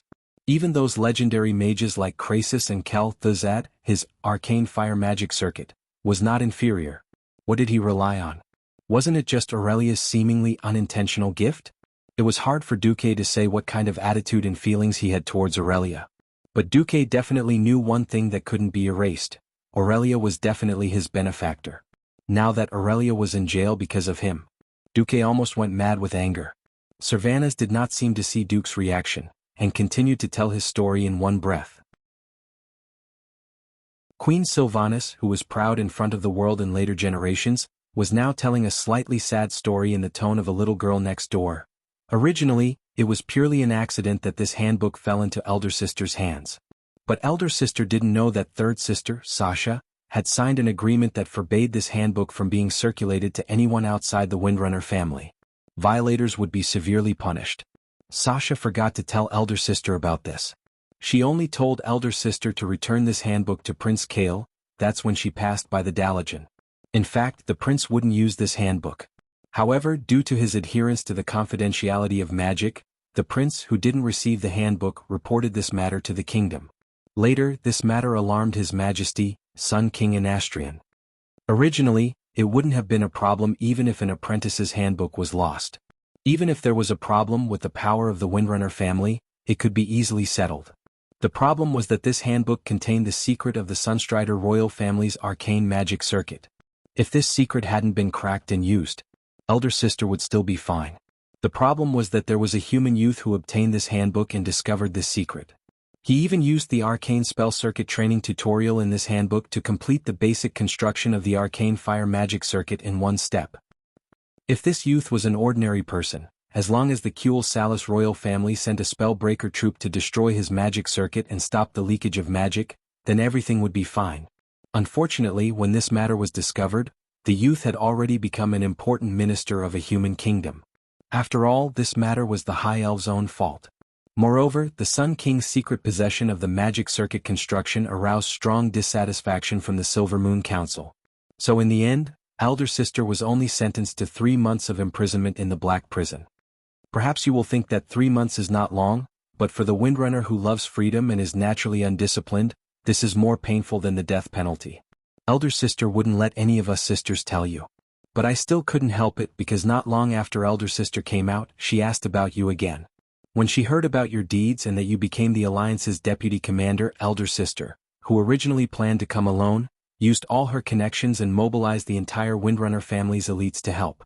I don't know why Elder Sister did this. But I only know that you owe Elder Sister a lot of favors. I once suspected that you were Elder Sister's lover in the human world, so I tested you when I got off the ship. At this point, Sylvanas shrugged a little dejectedly.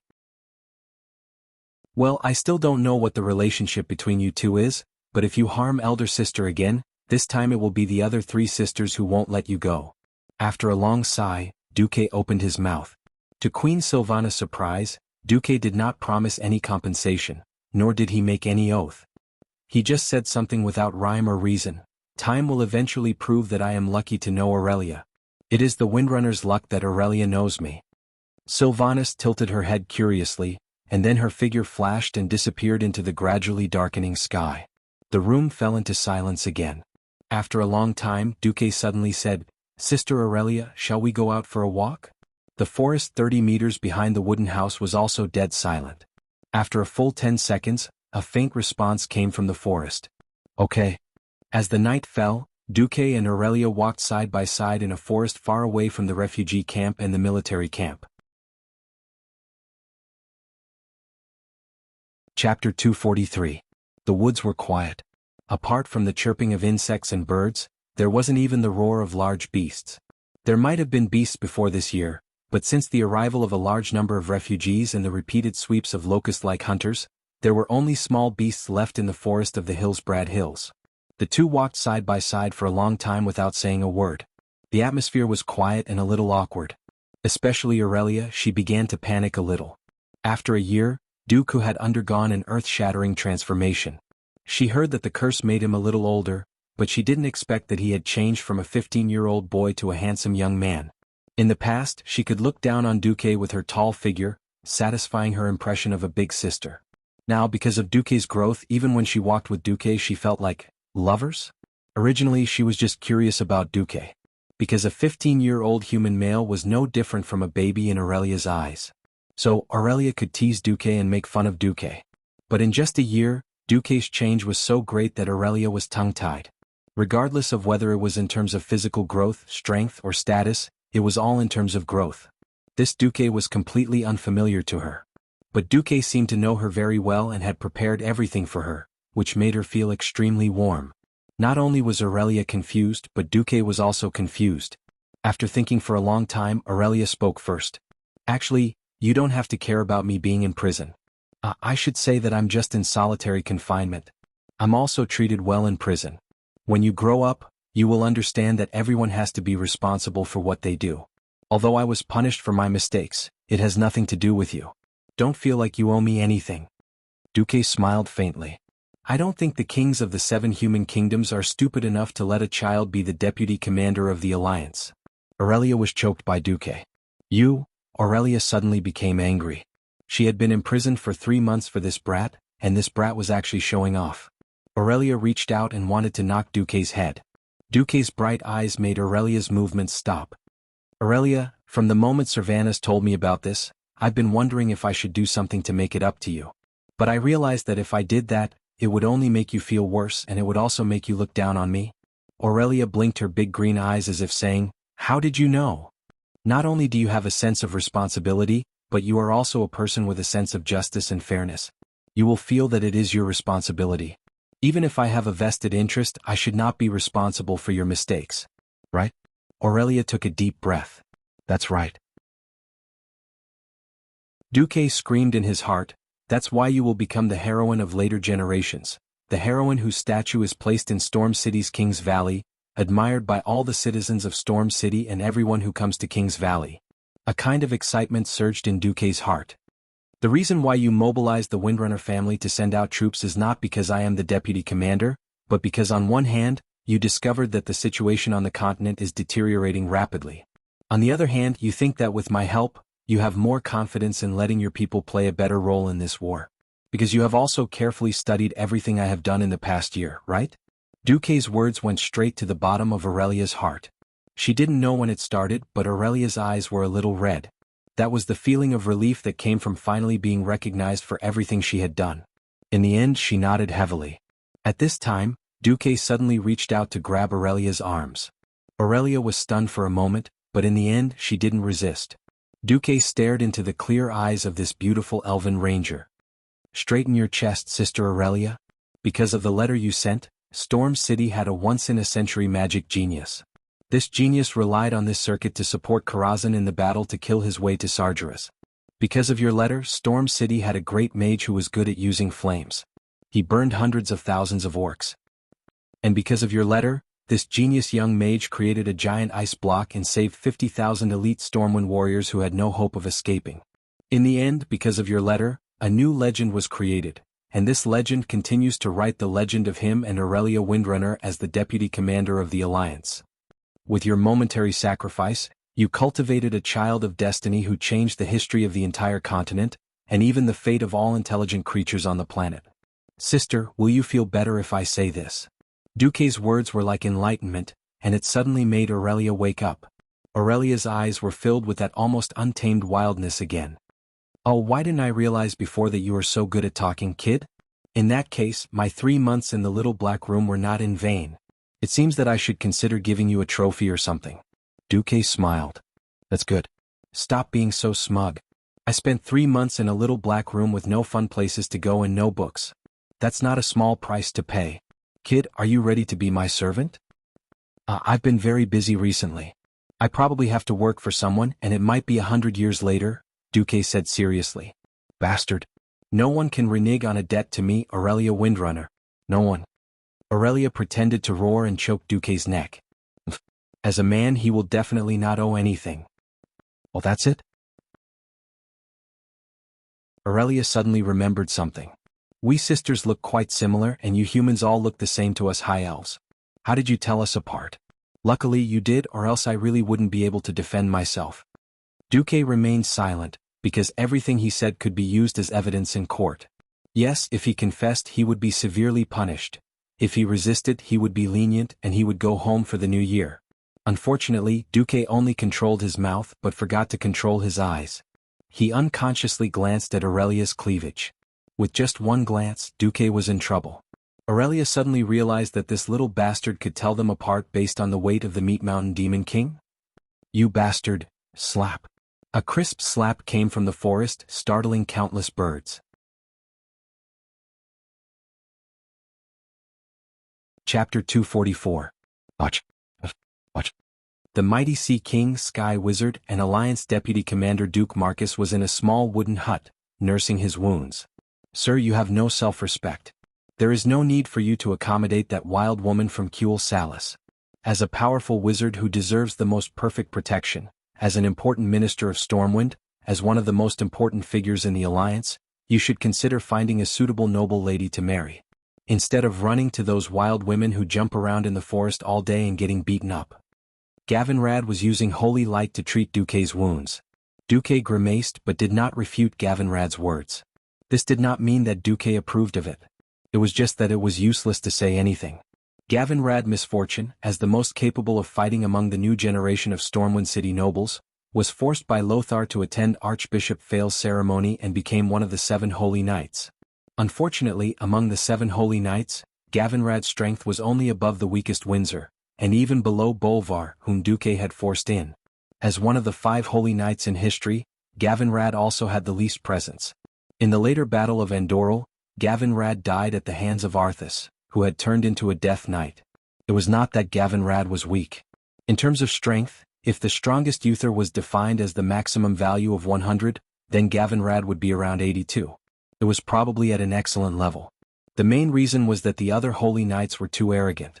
His natural strength was not off the charts, coupled with a large amount of aristocratic thinking and a lack of devotion to the Holy Light. His performance in history was not outstanding enough. As a guard, his performance was enough to make Duque feel at ease. Even though he knew that Gavinrad was doing it for Duque's own good, sometimes some words were very harsh, such as, Sir Marcus, if you need to vent, I would suggest that you. Gavinrad glanced at Vanessa and then said in a deadpan manner, Find a maid such as Vanessa, that would be good. After all, she is one of us and... Vanessa's embarrassment turned into anger. She used shadow steps to flash behind Gavinrad and used backstab. However, paladins were like cockroaches that couldn't be killed. Moreover, Vanessa's training was far from perfect. To everyone's surprise, Gavinrad turned around and punched Vanessa and her dagger away with a fist that was glowing with holy light. Oh, it's fine if Vanessa doesn't want to. However, my first teacher back then was my maid. Even today when I wasn't married, she was still my lover. My lord, you should understand that marriage between nobles is very prudent. On the other side, little Vanessa roared, Asshole, I won't let you off. Hey, Vanessa is my maid. Of course, sir. I'll try my best not to hurt her. As he spoke, Gavinrad sent Vanessa flying with another punch. All right. I know which family I'm going to marry.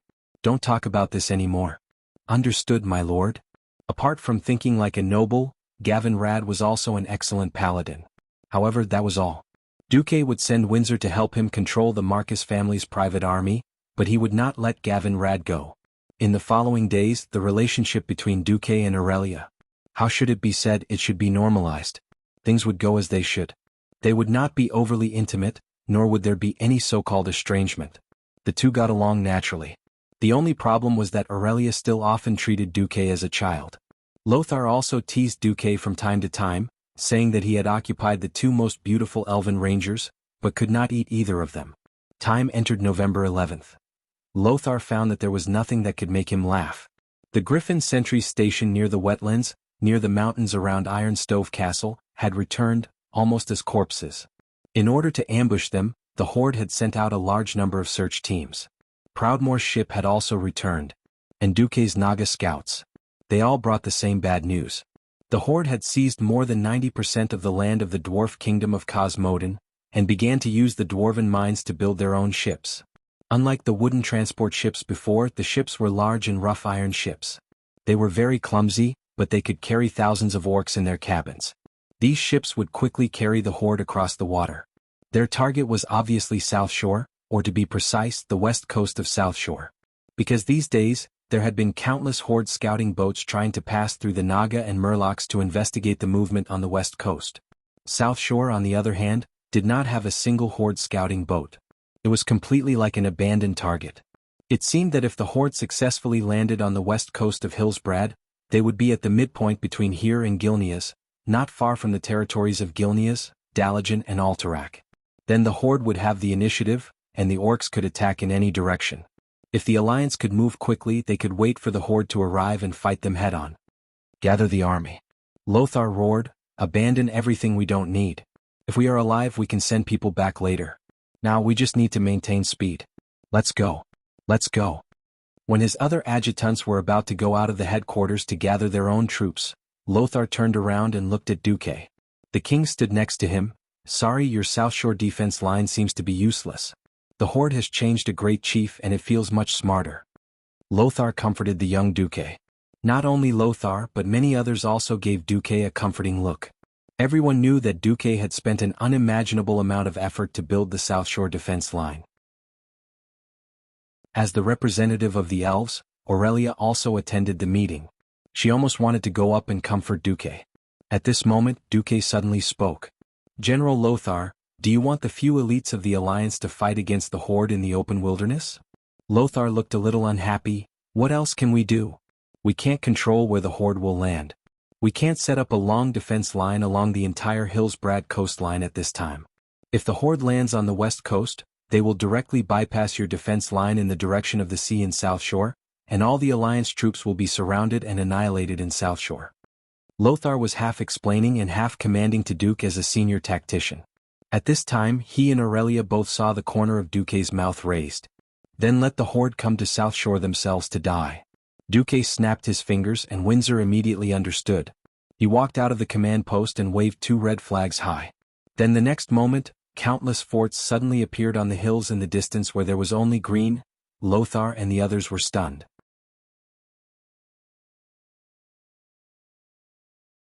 Chapter 245.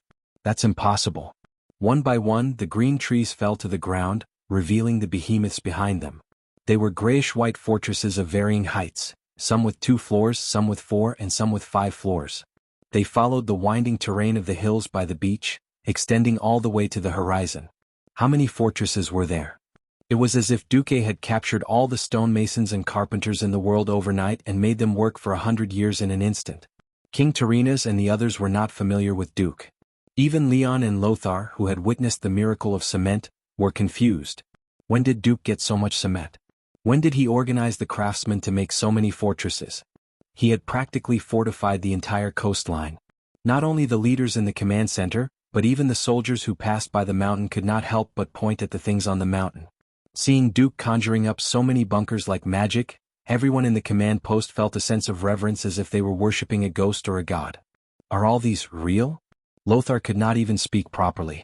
Fake. Most of them. Duque shrugged his shoulders and shrugged. Also, spreading the troops evenly across a long defensive line is the work of a fool. I don't want to do such a thing. Then Duque raised his chin and waved at Windsor. 2 of Duque's private soldiers carried a fortress. Over. The leaders in the command center were stunned again. That's right, 2 people carrying a fortress that weighed who knew how many tons. Wait. Finally, a sharp-eyed fellow saw the problem. It was the color of wood. Wait. This so-called fortress is all made of wood? King Salas of Stormguard could not help but ask. Duque smiled in a self-righteous manner. Of course, in the eyes of the other kings, it was a sneaky smile. To be precise, most of it is made of very thin planks with a wooden frame. Don't worry, it's very sturdy.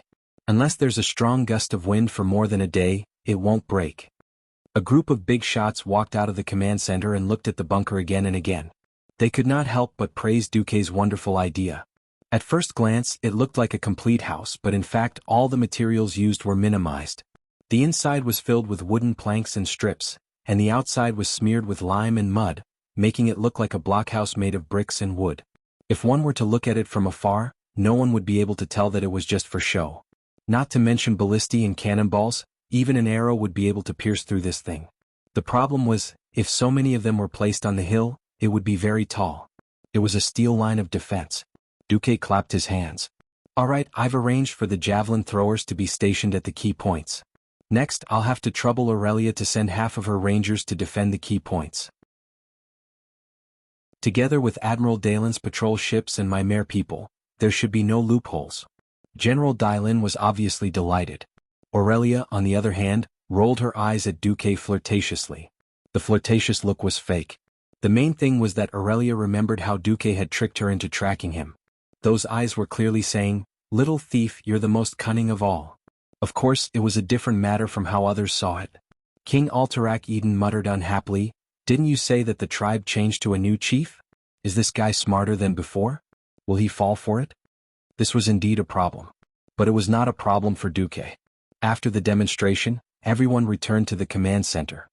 In fact, this new great chieftain has always been my and Lothar's old rival.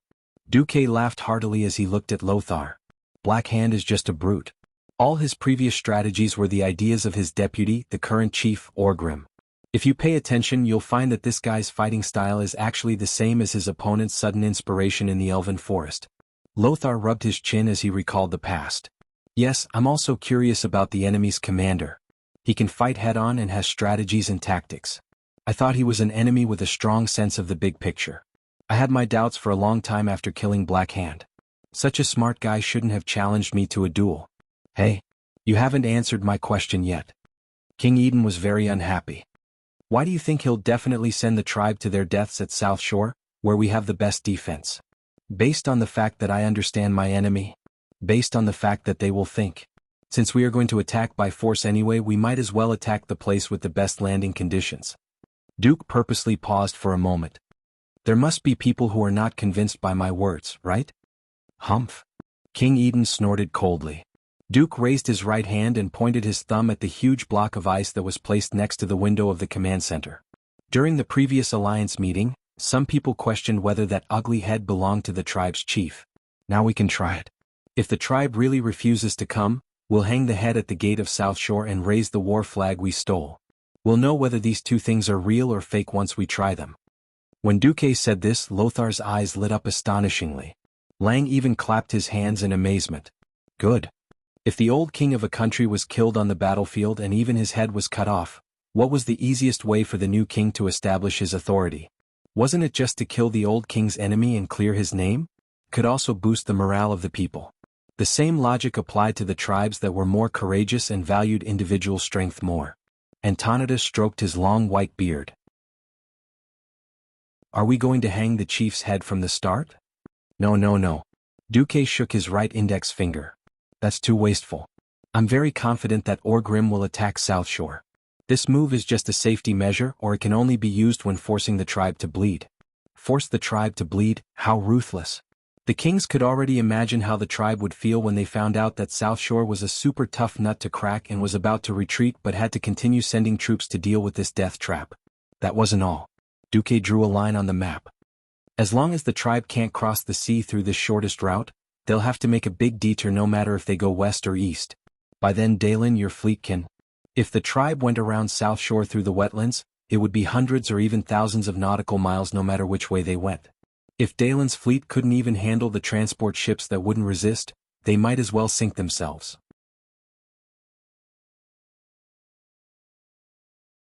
Chapter 246. The entire command center echoed with King Dalen's laughter. It was definitely a good sign on the eve of a great war. Everyone knew that the Horde was powerful. The depressed atmosphere in the command center had also spread to the middle-level commanders. The Horde's change of tactics made the Alliance, who already had the upper hand, feel that their morale had dropped by 30% before the war even started.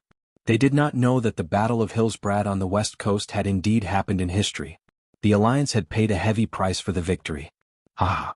I will let those damn greenskins see what the sea wolves of Kul Tiras are like. The long sea route is enough for my boys to send them all to the bottom of the sea to feed the fish. Dalen Proudmoore laughed happily. He was so happy that he kept patting Duque's shoulder.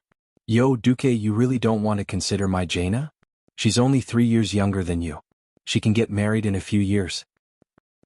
Duque seemed to have sensed Aurelia's murderous intent. He shrunk his neck. No. Thanks.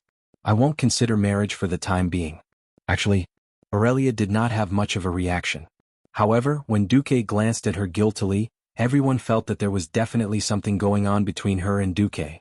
Aurelia was furious.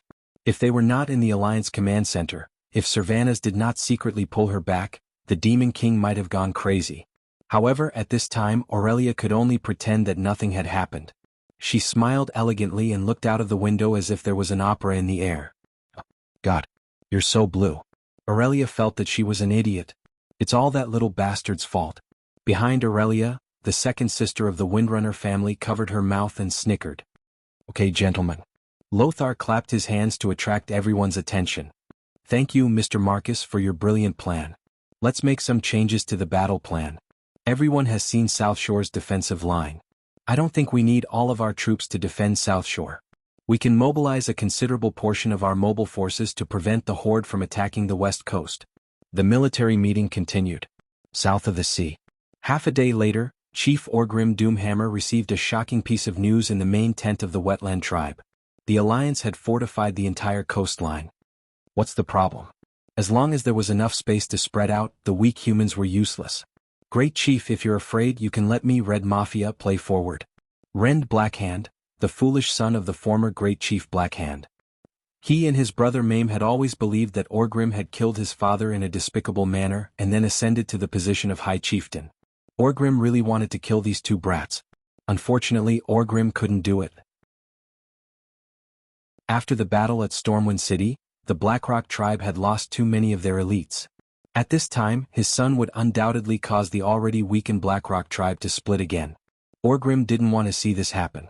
This would cause the Blackrock tribe to lose control of the tribe. The wily Orgrim was waiting patiently. Enough, Red. The humans have become more cunning than before. The era of one beastman warrior fighting 10 human warriors is over. Even if I don't want to admit it, I have to admit that the humans fought very well under the cover of the bunkers. I don't want to waste the lives of the tribe's warriors. Do you want my Warsong tribe to take the lead? Grom Hellscream roared as he walked over with his famous blood howl. Great Chief, do you think those bunkers are fake? At this time, an unwelcome figure appeared. The warlock, Ghoul Dan. Orgrim couldn't hide his disgust. In the end, he didn't kill Ghoul Dan. After clearing out 70% of the Shadow Council's warlocks, Orgrim's soldiers controlled the remaining warlocks and Ghoul Dan, who had just woken up. If Orgrim didn't need Ghoul Dan's warlocks to fight against the human mages, if Ghoul Dan didn't offer up those damned monsters when the tribe needed new soldiers, Orgrim might have really killed Ghoul Dan. When Ghoul Dan woke up again, his strength was much weaker.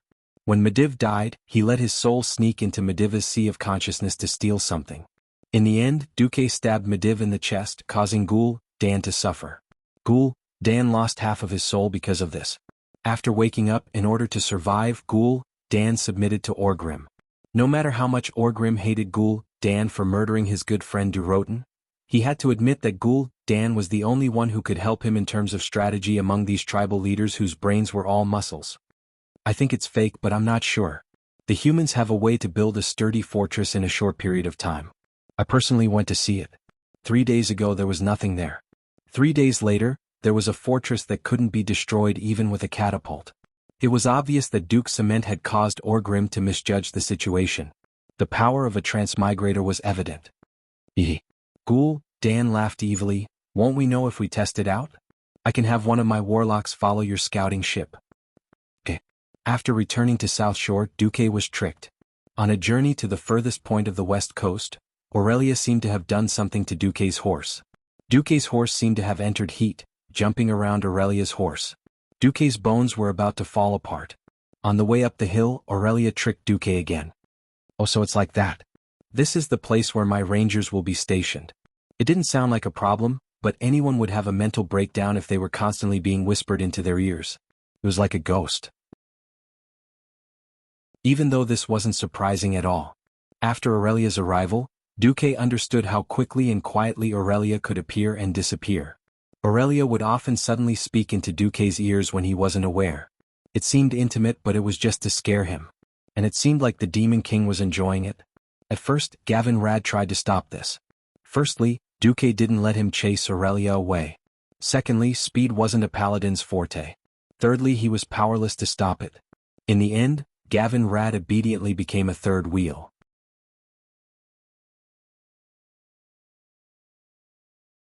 Chapter 247. Standing on a hill at the westernmost point of the western coast and looking south, the huge Atonement Island, the island called Tobalad, was on the right side of the horizon. It was a spiral-shaped island with a huge fortress at the highest point. On the shore of the island, the newly transferred Kurtira's 4th Fleet was stationed there. "Duque, are you kidding me? I don't think those green-skinned creatures would be stupid enough to attack here."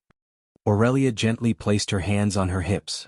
Following the direction of her hands, one could see the sexy mermaid lines of this beautiful ranger. For some reason, Duque suddenly found that he could not look at Aurelia directly recently. Aurelia glared at Duque, reminding him that this was a time of war. Unfortunately, Aurelia also found that she could not look at Duque directly recently.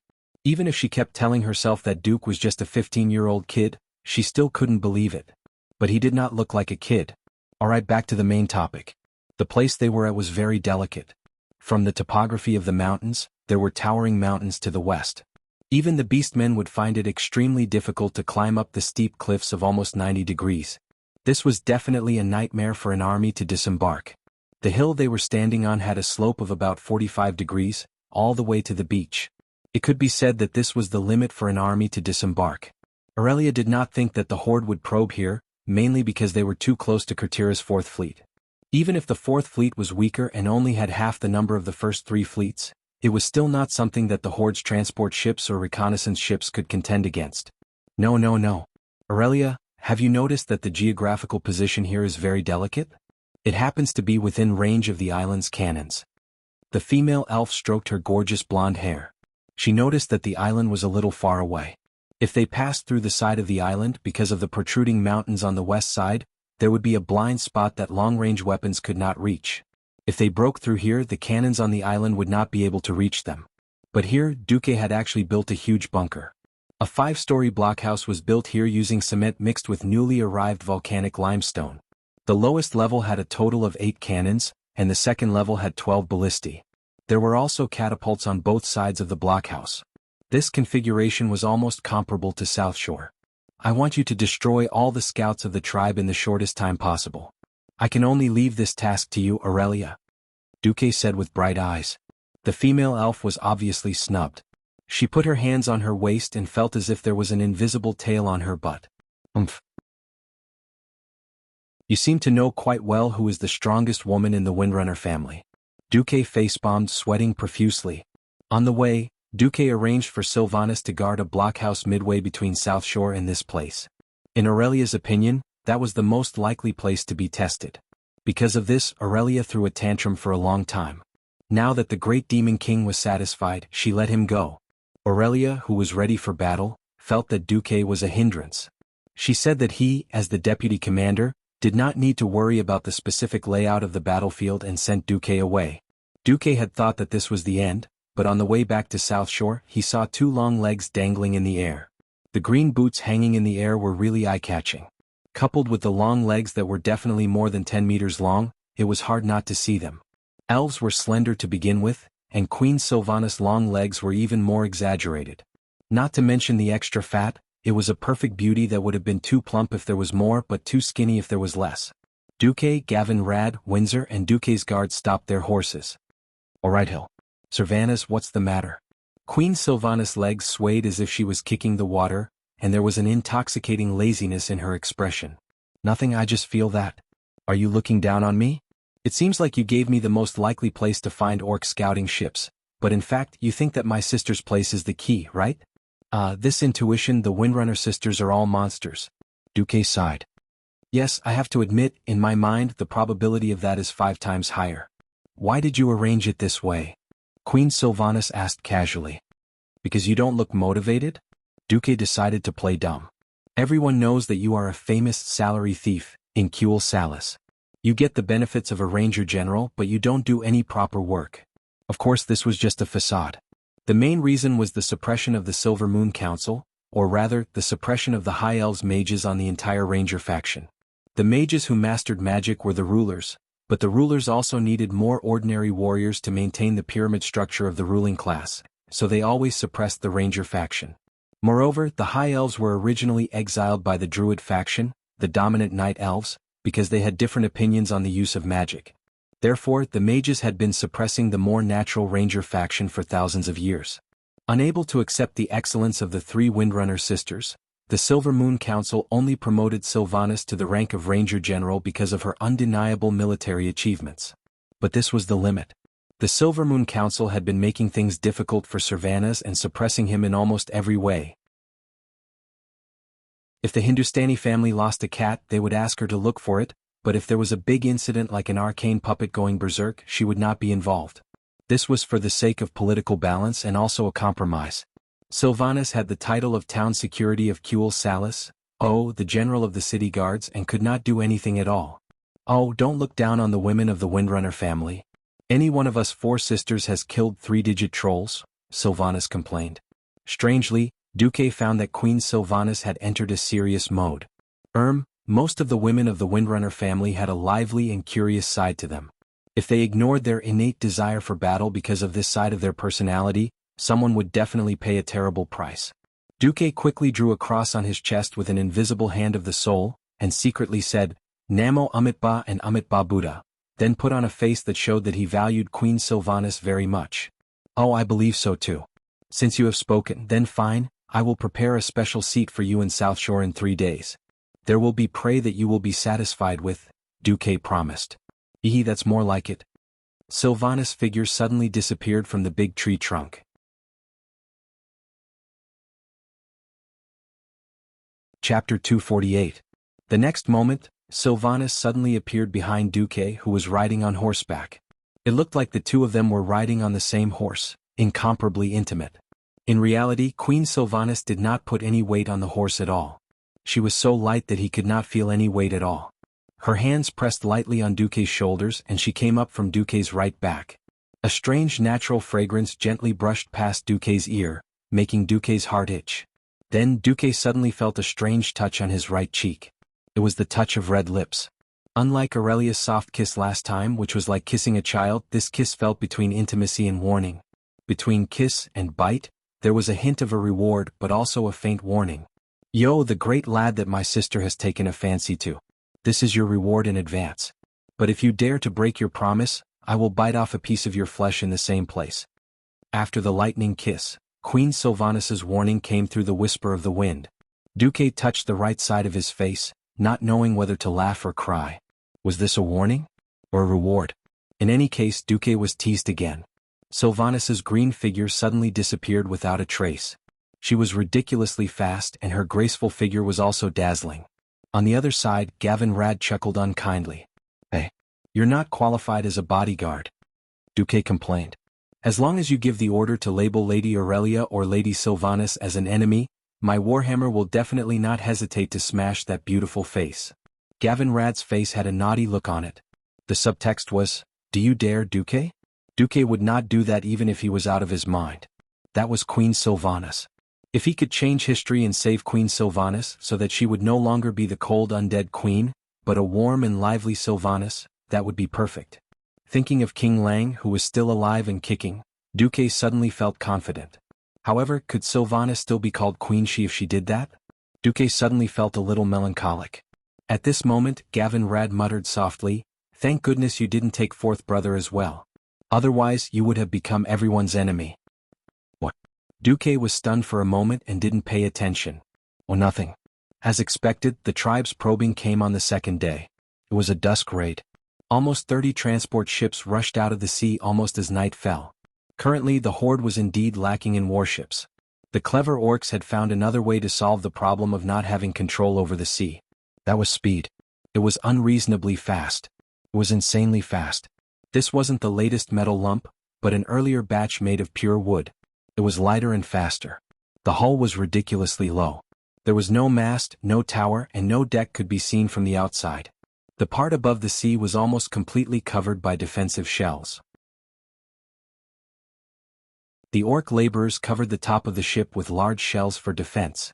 What did the orc transport ships use as power? The answer was oiling. It was purely hand-powered, without any additives or preservatives. All wrong, without any high-end navigation technology. There wasn't even a rudder. It relied entirely on paddles to change course. From a bird's-eye view, the entire ship looked like a cockroach gliding on the surface of the water. The orcs' navigation was simple and violent. What if the waves capsized the ship? What if they were not skilled enough to sail on the sea? Nothing. If they sank, so be it. Orcs who could not be used had no right to live. This was the orcs' philosophy of life. When 27 of the 30 transport ships broke away from the patrol fleet and rushed over, there was a huge commotion on Tobalad. It was only when the ships broke through the waves, completely ignoring the possibility of recycling them, and rushed to the beach along with the surging tide, that the first meaningless roar of cannons rang out on Tobalad Island. The sky rapidly darkened. Looking from afar, most of the ships had reached the shore. Many black figures gathered together and stepped onto the stony beach.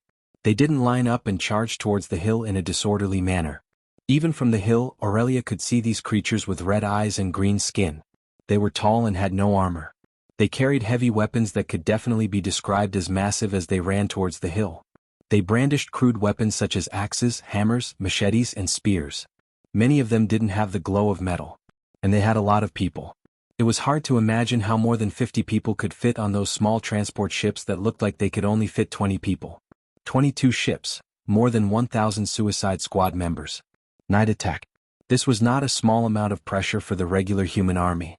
The High Elf Rangers were an exception. They didn't even need to observe the direction of the wind. The Windrunner sisters were the children of the wind. Aurelia raised her emerald green longbow and knocked 3 green arrows with her slender fingers. She didn't stop to recite a series of numbers. Wind southwest. Force 2. Elevation 3. Beside Illyria, Lilith's Windrunner, who had been silent all this while, shouted uncharacteristically. Wind southwest. Force 2. Elevation 3. Behind the Windrunner sisters, 500 elite rangers raised their longbows in silence. If it was a human archer unit, they might need a marksman to lead the shots. Everyone would shoot in the same direction. At least the landing point wouldn't be too ridiculous. The human archers played with blanket shooting. They relied on numbers and the density of arrows to kill in an area. What about the High Elf Rangers? Sorry. They were all F*King snipers. Aurelia's strong figure stood in the wind. The breeze blew her golden hair and her green cloak. She looked like a valiant female archer. 3 consecutive shots. Aurelia shouted. The bowstrings in the hands of these elite rangers, who were holding 2 or 3 arrows at the same time, were finally released. More than 1,200 arrows flew into the sky, striving to outdo each other. At the same time, Duque had specially arranged the fake goods to be shot. What the catapult threw out were all arrows without arrowheads or feathers. What Duke wanted was this feeling of being shot from all directions. It was for the beastmen in the observation ships to see. The real fatal ones were Aurelia's rangers. It was difficult for bows and arrows to deal a fatal blow to the strong orcs. This rule, that had been proven countless times, clearly only applied to human troops. For the High Elves, who were born with marksmanship and had night vision and telescopic eyes, the exposed throats and skulls of the orcs were simply huge targets. In the second round of 3 consecutive shots, the orcs attacking the beach were actually all wiped out.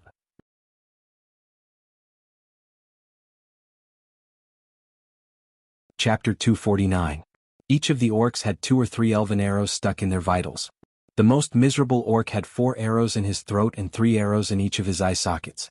There was almost no place for him to stick them in. Suddenly, there was a burst of mournful cries on the beach. The sound was so dense that it almost made people think that it was just one loud sound. A few seconds later, the beach was filled with the sound of the wind and waves, but there was no sound of people. Only the green shadows of the beach under the last rays of the setting sun, as well as the Black Sea under the dim light, were chasing the scouting ships. The orcs attacking the beach were completely wiped out. Silence. Dead silence. Not only were the orcs frightened, but the Kurtula's navy on the island were also dumbfounded. The navy had originally planned to approach the shore as much as possible and support the defenders on the shore with artillery fire. The rear admiral was prepared to accept the severe punishment of King Del-Lin as the price for his defense line being broken under his eyes. But what happened? The orcs attacking the beach were killed in seconds? Just as the navy ships were unmoored and ready to go out to sea, they were all dead. What the hell was that? But that was not important. Even if the orcs on the shore were killed, there were still those on the sea. Looking at the orc scouting ships that turned around and wanted to leave, the Kurtula's Fourth Fleet chased them with all their might. Duke, who was watching the battle from the shore, was worried that the beastmen would be as pitiful as the orcs. They would be completely wiped out without even a messenger. In the end, when he saw that 2 scouting ships had escaped, Duque finally let out a long sigh of relief. Little rascal, are you satisfied now? On the top floor of the bunker, Aurelia carried her bow and looked at the relieved Duque with her hands on her hips. I'm satisfied, what about you? Duque asked casually. It's not even a warm-up. Us Windrunner family rangers, without the arm strength to shoot 100 arrows, are not qualified at all. Duque was dumbfounded. Are all the High Elves monsters? Drawing a bow and pulling an arrow looked easy. To shoot far one had to use a strong bow. In the truest sense, a strong bow could not be drawn without a draw force of over 100 Gen. Even though the arrows could fly further with the help of the mountain, the Elven Ranger's sniping range was more than 100 meters. At this distance, if a professional human archer were to use a bow of this level, they would only be able to draw the bow 10 times at most before their arms would become sore and swollen. Aurelia actually said 100 arrows. Looking at those arms and legs that were more slender than a human's, it was hard to imagine that the muscles under the fair skin had such endurance. However, on Aurelia's smooth arm, there wasn't even a mouse muscle. It was completely streamlined. Duque shrugged. All right, I'm convinced. Seeing that there were no outsiders around, Aurelia came up to Duque and affectionately put her hand on his shoulder. Hey, I heard from my sister last night that you gave her a special class seat. Big sister went to jail for 3 months because of you. You can't be so biased, right? When Duque heard this, he was speechless. It was strange for 2 sisters to compete over this kind of thing. Aurelia went to jail for him for 3 months. This was definitely a big favor. Duque had been in Azeroth for a long time. Other than this, he really didn't feel that he owed anyone a big favor. Aurelia was the only one. All right, after the grudge in her heart was resolved, Aurelia didn't care about it anymore. In the end, such a big favor was casually used by Aurelia to ask for repayment. And it was this kind of unseemly repayment. Duque was so angry at Aurelia that he laughed and cried. Yes, he laughed and cried at the same time. All right, actually, I built a very sturdy hill behind the mayor's house in South Shore. There is a bunker on top of it. Yes, I know that little brother is good to me. Come, let big sister give you a kiss. Kiss where? Of course, on the forehead. Could it be anywhere else? But this time there were no outsiders. Duque was able to enjoy the deep ravine between the 2 meat mountains. Shamefully, Duque's mind was shaken. At the same time, the middle bunker that Servanas was guarding was also being probed by the orcs. Their position was a little off from what was planned. It was unknown whether it was because of the tides or the current. Servanas led the rangers and sprinted for half a kilometer before they finally caught up with the orcs and attacked them head-on. It was also an instant kill. Unfortunately, there were only 2 boats that landed. Queen Servanas was not satisfied at all. Late at night the next day, Orgrim received a report from the returning scout ship. What? The humans have set up a large number of cannons, ballistae and archers along the coast? Orgrim could not believe his ears. Orgrim did not give up and asked every scout in detail. Great chief, it's true. I swear on the clan's flag. Less than 100 men away and we were shot by many arrows. There were about 40 to 50 bundles. The orc scout's words were the orc version. It was about 300 meters long and we were shot by 5,000 arrows. Where did the humans get so many archers? If it was true, then the human kingdoms in the northern continent were much stronger than those in the southern continent. In reality, the information that they received showed that there were 6 human kingdoms in the northern continent. Orgrim felt terrible. If they gave up on the Hillsbrad foothills, then the horde would have to go around the long sea route without any advantage in the sea. This was suicide. But the horde could not wait. After the main force left Stormwind, the Horde realized that most of the southern continent did not have enough food to support the army. The dwarves' Asmodin kingdom was cold, and many plants in the wetlands were inedible. Large numbers of crocodiles and ferocious monsters caused a lot of trouble for the Horde. Only the rich northern continent could provide them with hope. Orgrim hated Ghoul, Dan and the other warlocks. Under his instigation, the Horde was like a swarm of locusts. No matter where they went, they quickly used up all the resources. All the trees were cut down and the grass was uprooted. They either used it for themselves or burned it for fun. This was not a joke. The orcs could not suppress the urge to destroy in their hearts. When there were no enemies, the orcs found it fun to destroy the environment. Without the pressure from the human mages, Orgrim might have really killed all those damned warlocks. But now Orgrim could do nothing. The Horde was like a wheel rolling down a mountain. It would either continue to roll or it would flip over and be destroyed halfway up the mountain. There was no way to stop. Orgrim bared his teeth and pressed his thick reddish-brown finger on the coarse cowhide map. Since the humans have defenses all along, then let's pick the best place to land. His finger was pointing at the location of South Shore.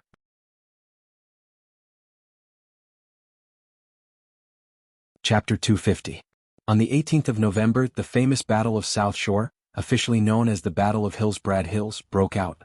Unlike the previous battles between humans and orcs, where they lost in the field and were forced to defend passively in every large-scale defensive battle, this time, they successfully lured the enemy into the trap and entered the carefully selected battlefield of South Shore.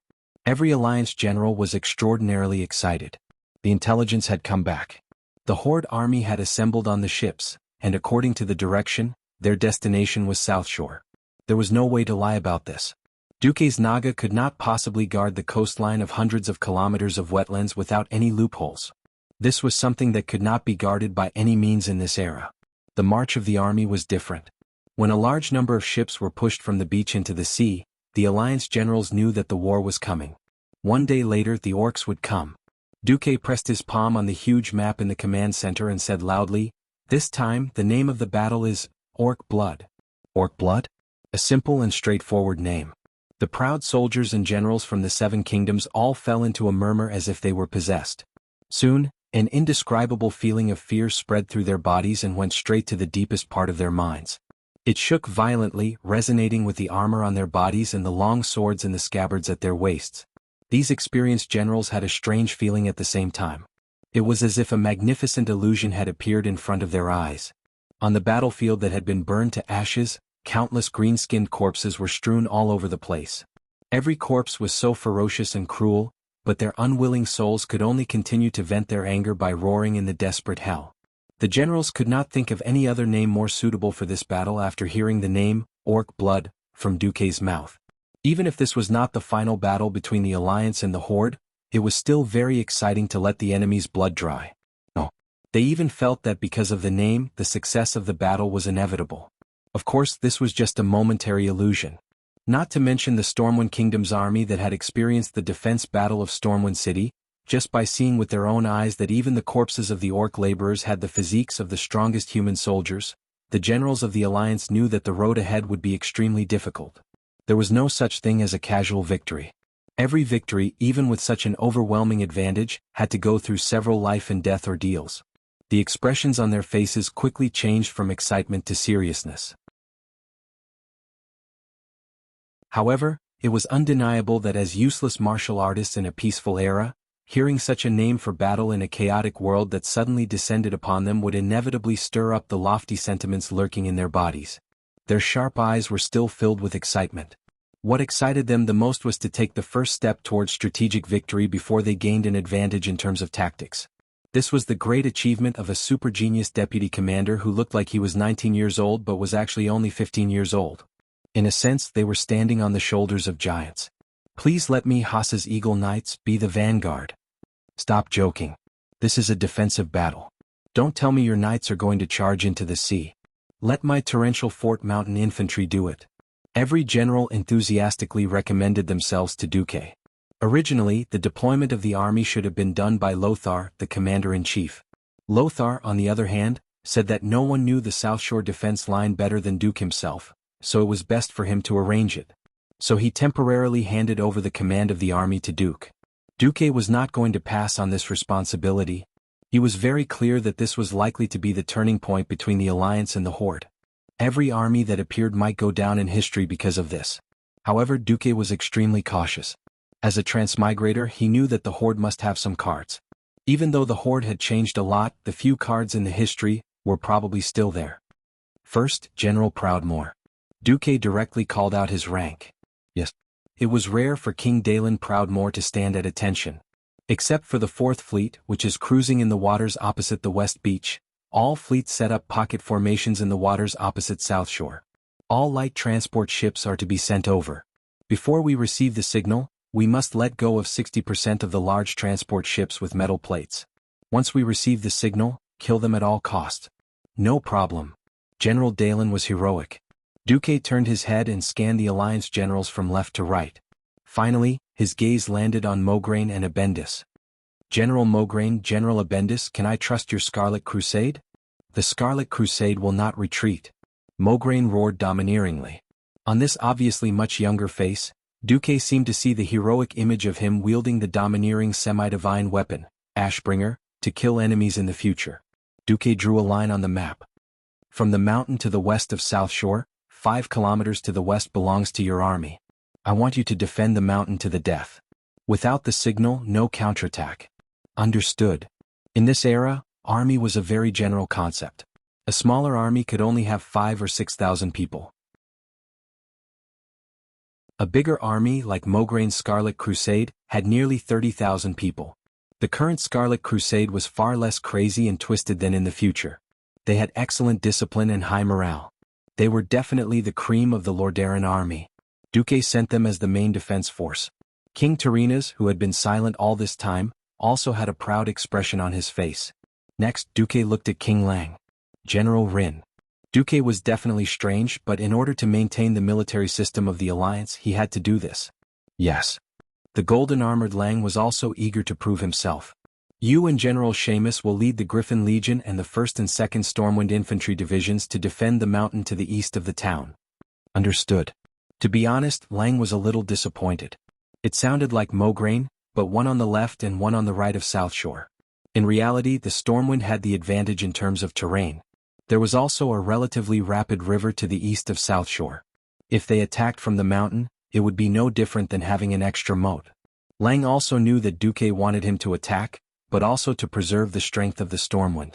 Considering the overall situation, this was the safest arrangement. Lang did not say anything. General Lothar, lead all the cavalry and prepare to charge along the designated route. When the time comes, all the enemies that enter the town will be thrown into the sea to feed the fish. No problem. Lothar was also very excited.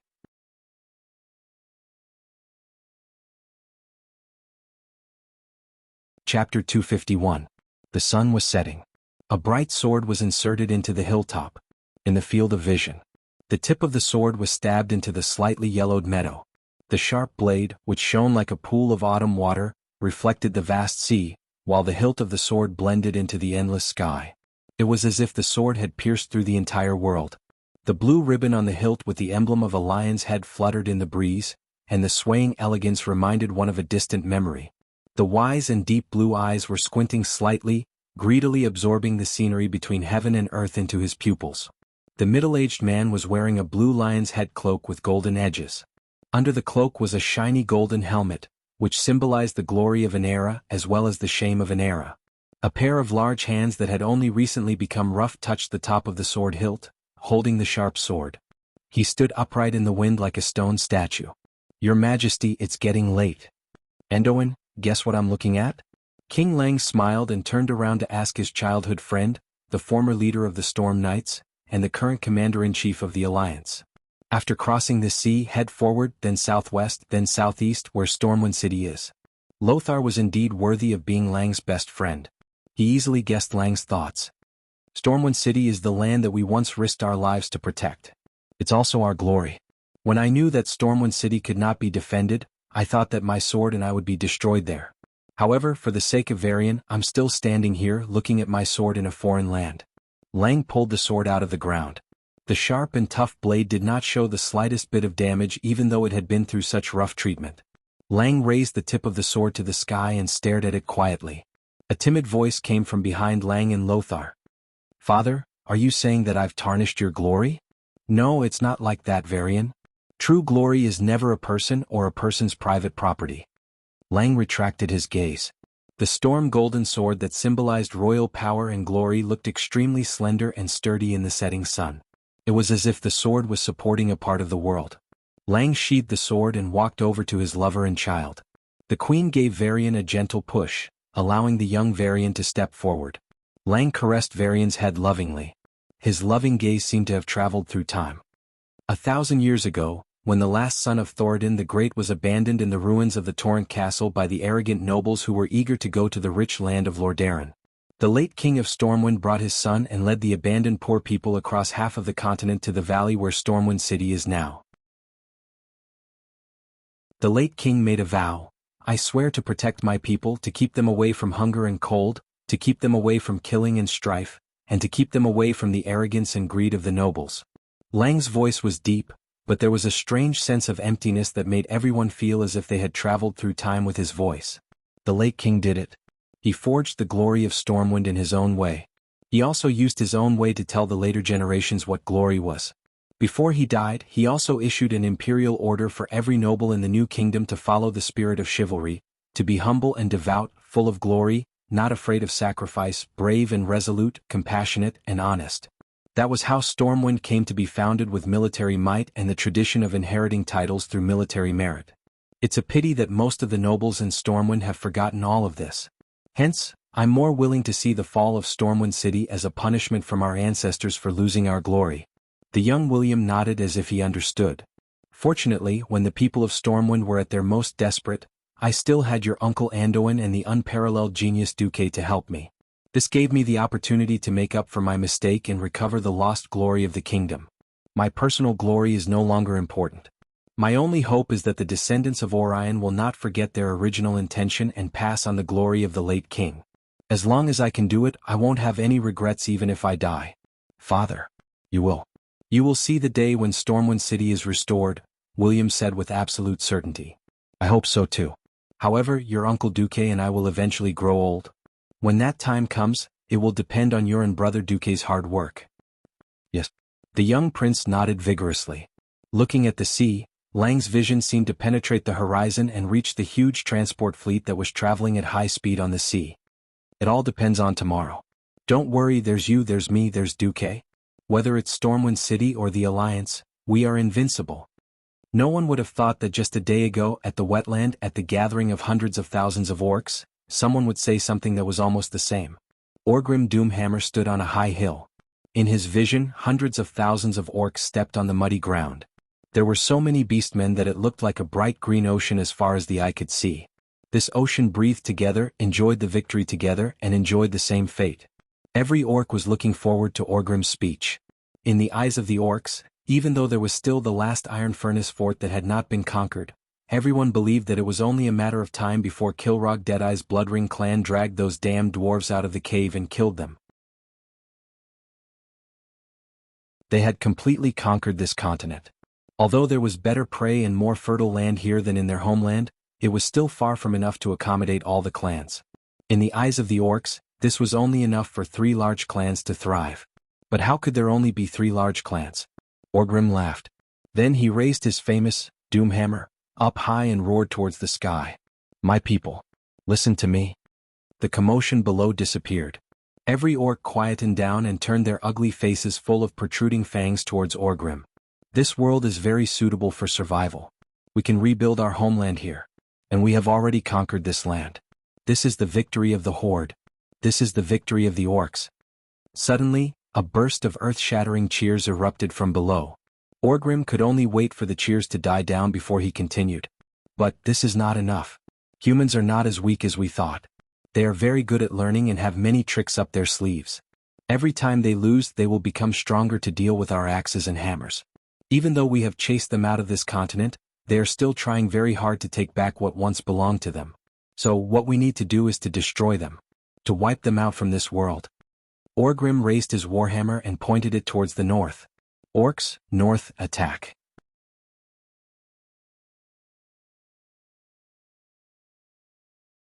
Chapter 252. Orgrim's speech was simple and violent. Needless to say, there would naturally be people who would describe the richness of the continent in the north. All he needed to do was tell his tribesmen where the enemy was, and his tribesmen, who had become extremely violent after drinking the demon's blood, would swarm towards them. Unlike most beastmen, Orgrim was extremely calm and clear-headed. Not only did he carefully study the map and confirm the situation in the nearby seas, he had also started to learn the human common language after leaving Stormwind City. Orgrim purposely kept a family of captives and used their relatives as a hostage to force an old woman to teach him the common language. From pointing to the simplest items such as a rock, Orgrim compared the pronunciation and verified his translation results one by one. This was very boring and not understood by most beastmen. However, in this crossing of the sea, Orgrim produced the corresponding results. He had seen the route of the transport fleet on a captured military map. He was very clear about the power of the huge human warships on the sea. The rumbling of the cannons could easily send more than 10 beastmen flying at the same time. The beastmen did not have the slightest ability to fight back on the sea. Therefore, Orgrim's chosen route was to start from Paladin Bay on the other side of the wetlands and head northeast to reach the shallow waters with quite a lot of underwater reefs. Then he would follow the sea between Rapids Fort and Tangarock and head north all the way to the eastern beach next to South Shore. This way he could allow the main force to avoid the most powerful human fleet on the sea. Orgrim considered the Murlocs and Nagas who worked for the humans, but he felt that there were too few of them to be a threat to the Horde. He did not intend to allow the main force to land on the eastern beach because the mountains there were more steep and the entire beach was covered by the humans' arrows and ballistae. If they landed there, even a victory would be a Pyrrhic one. The western coast of South Shore was different. There were more rocks on the coast, which was convenient for concealment and cover. There were too few people with brains in the Horde. Orgrim could only personally calculate the time of departure and arrival. His calculations were very accurate. If there were no accidents along the way, then the first batch of transport ships would arrive late at night. After the decoy fleet, the main force would land around 4:30 in the morning. As long as the main force could successfully land. When the main force of the Horde reached South Shore, it would just be morning. The warriors of the tribe would have a whole day to deal with the humans. Orgrim believed that with the beastmen's unparalleled stamina and endurance, even if the weaker humans could defend themselves for a while, they would be worn down and destroyed after a few hours. Orgrim firmly believed that. In fact, on the Alliance's side, General Dalen, who had already led his fleet out to sea, slammed the table and cursed when he heard the time it would take for the Horde to pass the sniper position. Doesn't this make our entire fleet into mascots at sea? Dai Lin felt irritated as he looked at the dark sea through the monocular. The orc leader is obviously not a brute who only knows how to charge. You've met your match, Dalen. It was a beautiful lady with long blonde hair and long pointy ears. She stood beside Dai Lin. This was a position that was closer to Dai Lin than the guards of the royal family. All of these indicated that this elven mage had a special status. Indeed, this high elf mage's name was Gina Goldsword, and she was King Delen's lover. This was an almost open secret. Is there any news? Yes, your favorite little Duque sent a message. He said that the plan remains the same. Dai Lin suddenly calmed down. He was very sure that Duque had a special way to change the situation.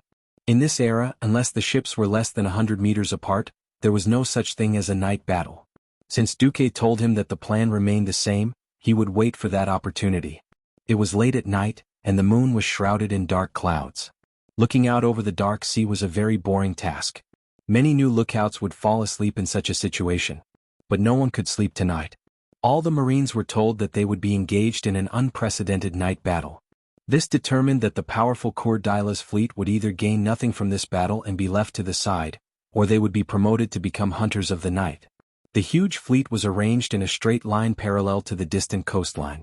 This was the best choice for maximizing the fleet's firepower against an opponent who could not fight back. The helmsman stared at the stern lights of friendly ships not far ahead, carefully maintaining a distance and formation. In the distant darkness, the first reflection appeared. This quickly attracted the attention of the lookout and Admiral Dai Lin. Then, more blurry light spots appeared in the darkness.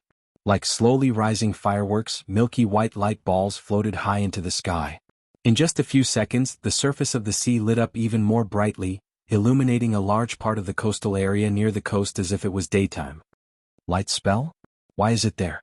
Dai Lin was not a mage, so he was not too sure. The high elf mage Gina laughed.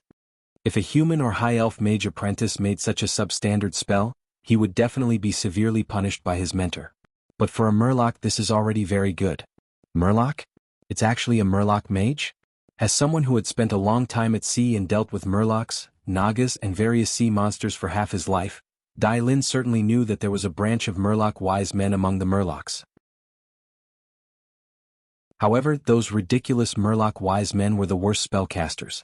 The ice arrows they shot could only form ice that was less than a finger's width in an area the size of a palm. They would scatter with a single slap. Unless they hit a vital point, there was no lethality to speak of. Dai Lin never thought that these Murloc wise men who could only cast level 1 spells at most, could be used in this way. Yes, they were weak scum. But after playing the role of a lighthouse, they were god-level teammates. In the binoculars, he saw that the orc transport ships in the area covered by the light were the target ships covered by iron sheets. Dai Lin shouted excitedly, "Open all cannons! Open fire! Open fire!" 2 minutes later, the Kuel Daila's fleet, which was already ready, let out a series of roars. Bang, bang, bang, bang. The so-called salvo was just an extremely short interval between all the cannons from the bow to the stern. If they fired at the same time, the terrifying recoil would destroy the entire deck and even the entire battleship. Even if the cannonballs did not arrive at the same time, the momentum was already very terrifying.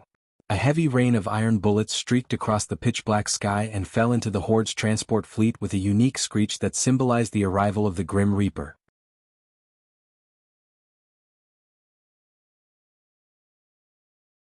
Chapter 253. In this era, the accuracy of a fleet's cannons was metaphysical. Not to mention that it was a night battle. These early breech-loading cannons were crude and had no way to improve the stability of the cannons. Yes, there was no rifling, no crosshairs, not even a stable firing base. Every shot would be affected by the recoil from the next shot, causing the ship to tilt. There were no recoil mechanisms or recoil mechanisms. After a shot, the wheels under the cannon retreated to reduce the recoil. Then the cannons would be pushed back to their original positions. Even the best cannoneers had a worrisome hit rate. Not to mention the orc strange transport ships. They had no sails or decks. They were just a big turtle shell. This gave Dai Lin a headache. Hinge shells that could destroy the ship's masts and grapeshot shells that could kill the ship's crew could not be used. They could only rely on the most primitive cannons to shoot big iron balls to see if they could hit the enemy's vital parts and cause fatal damage. Dai Lin saw through his binoculars that a few cannons hit the enemy ships, but nothing happened. They either bounced off the ship's thick iron sheet or got stuck on the ship's roof. The orc laborers still rowed the oars with all their might, driving the ship quickly. Damn it. At this rate, I won't even be able to save 10%, let alone 60%. The cannons were fierce and the water pillars were high. However, only a few orc transport ships were sunk. Admiral Dai Lin's balls hurt. At this time the Nagas made their move. Many male Nagas jumped onto the water despite the fierce cannons. They brandished their huge tridents and fiercely hacked at the exposed oars. Often, after a single leap, more than 10 oars were cut off with a series of clattering sounds. The orc laborers in charge of rowing the ships did not know what was happening. They could see that the ships were already spinning, and the laborers were still rowing the oars so that the broken oars were slicing through the air. Good. Good job. Admiral Dai Lin waved his arms excitedly. Send out the signal. Have the third fleet spread out and attack them at close range. The high elf mage frowned. Be careful of their counterattack. What are you afraid of? How could a transport ship with such a low railing and no turrets be able to launch a melee battle against our ship? Why should I be afraid of a transport ship that doesn't even have a ram? Dai Lin waved his hands nonchalantly. Thus the third fleet approached. As the distance closed, the power and accuracy of the bombardment increased exponentially. The iron ball cannonball launched by the powerful momentum collided violently with the orc transport ship. The iron cannonball shattered under the tremendous impact, and so did the transport ship. At this time, the moon suddenly emerged from the clouds. Under the bright moonlight, one could clearly see the metal pieces and wood shavings flying in the air from the explosion. The dazzling light produced by the explosion announced the arrival of death. The cannonballs aimed at the ship's waterline were the most dangerous and brutal. Even if it didn't hit the target directly, a misfire near the ship's waterline would very likely cause the hull of the orc's inferior transport ship to crack. One after another, the huge metal transport ships began to sink. From the clamor that reached the sky, one could tell that every metal transport ship was filled with orc warriors. Perhaps on land, These warriors were omnipotent warriors who could charge forward bravely even after taking a dozen arrows. But in the sea they were nothing. They were no different from weak babies. When the hull tilted, most of the entrances and exits could not be opened. The deck was originally covered with iron to increase the ship's defensive capabilities. This greatly increased the survivability of the people inside when the ship was not sinking. However, when the ship sank, it became a huge coffin. He led nearly 1,000 orc warriors and slowly sank to the bottom of the shallow sea. Ah! Ah! You want to play naval warfare with our Kultiras? You bunch of green-skinned creatures are not qualified. Dai Lin laughed heartily. He even pulled Gina Goldsword over and gave her a kiss. In his field of vision, at least a dozen giant iron orc transport ships began to sink. More than 30 transport ships had lost their motor power because their oars had been broken, and were floating or spinning on the surface of the sea. I've reported the situation to the Deputy Commander. The Deputy Commander has urgently informed Your Majesty that your fleet needs to retreat. Beware of the Horde's desperate attacks. Beware of what? Beware of these transport ships with low sides, no towers, no ram and no long-range weapons? Isn't he underestimating our Kultira's fleet? Dai Lin suddenly thought of something. He wants his storm fleet to get some military merits too, right? I'll let them do it later. At this moment, it was as if the heavens wanted to slap him in the face. Dai Lin had successfully demonstrated what it meant by extreme joy turning to sorrow. Thousands of small and medium-sized transport ships suddenly rushed out where there was no light from flash. The biggest difference between these ships and the previous transport ships was that the bow of these ships was equipped with the sharp horn of some kind of huge creature. It was not a standard ram, but it was not much different if it was used for one-time use. General Dai Lin's face instantly turned pale. Retreat. Let the Third Fleet retreat. Dai Lin ordered in a panic. But it was too late. Even though the moonlight was good, when they discovered the swarm of small ships, Kultira's fleet could not do anything. Compared to the light boats that used oars, the sails of Kultiras were too slow in both turning and in speed. The result of their clumsiness was that the ships at the front were all surrounded by the Horde's small ships. The Horde's small transport ships crashed into Kultira's fleet. Then a scene that left the people of Kultiras dumbfounded happened. The roofs of the transport ships were lifted off. They were not opened like loose leaf, but like a piece of cloth covering them. A bunch of orcs used brute force to flip the roofs that weighed who knew how many tons into the water. Then, without even using grappling hooks, they climbed up the ship's outer wall and onto the deck. Of course, their climbing was resisted by the sailors. Most of the orcs were blasted into the sea before they could climb up. Those that did not know how to swim would often drown. However, as more and more orc transport ships participated in the siege, General Dai Lin, who was a few hundred meters away, watched in shock as the warships of the Third Fleet were attacked one after another. Usually, a warship would be attacked by more than 10 small orc boats. When more than 10 bright green figures appeared on the deck, Dai Lin knew that the ship was finished. Retreat. Retreat quickly. Dai Lin closed his eyes. After painfully abandoning the Third Fleet that was mired in a chaotic battle, Dai Lin led the remaining ships and seriously depleted the tribe's forces with a mid-range bombardment that was very artistic and had a sense of distance. The Horde's fleet had achieved their goal. Under the heavy bombardment, they continued to sail towards South Shore.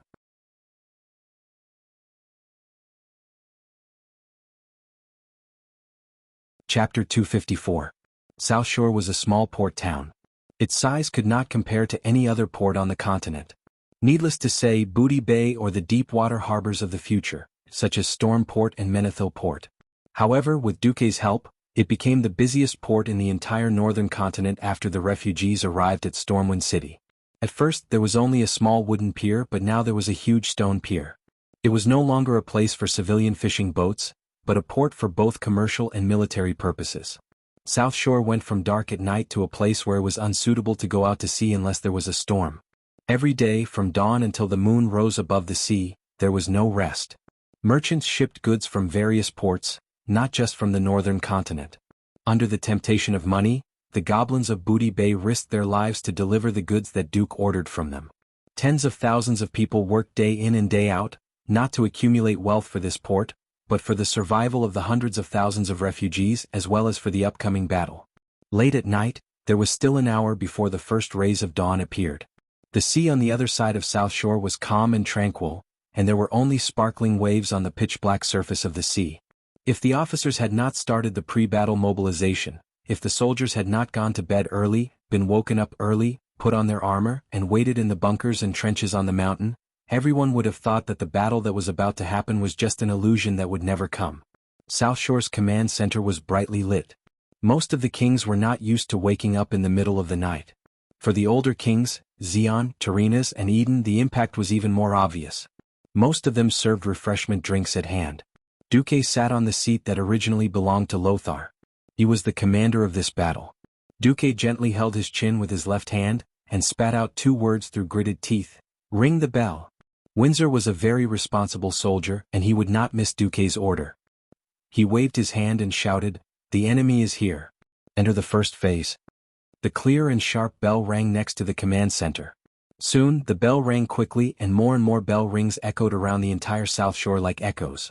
The 2 hills on the east and west sides of South Shore were in an uproar. It was as if the hills were the legendary guardians of the shadow elves, the mountain giants. The faint shouts of officers could be heard in the wind. They seemed to be scolding the soldiers who dared to doze off. Flare. Duque was a man of few words. The order was quickly passed down, and soon, a cannon sounded from the eastern hill of South Shore. A dazzling red ball of light was shot into the air. It was only then that the leaders of the alliance who were holding binoculars saw that countless small black shadows had appeared on the surface of the dark sea in the distance. It was much smaller than the warships they were used to seeing at the South Shore port.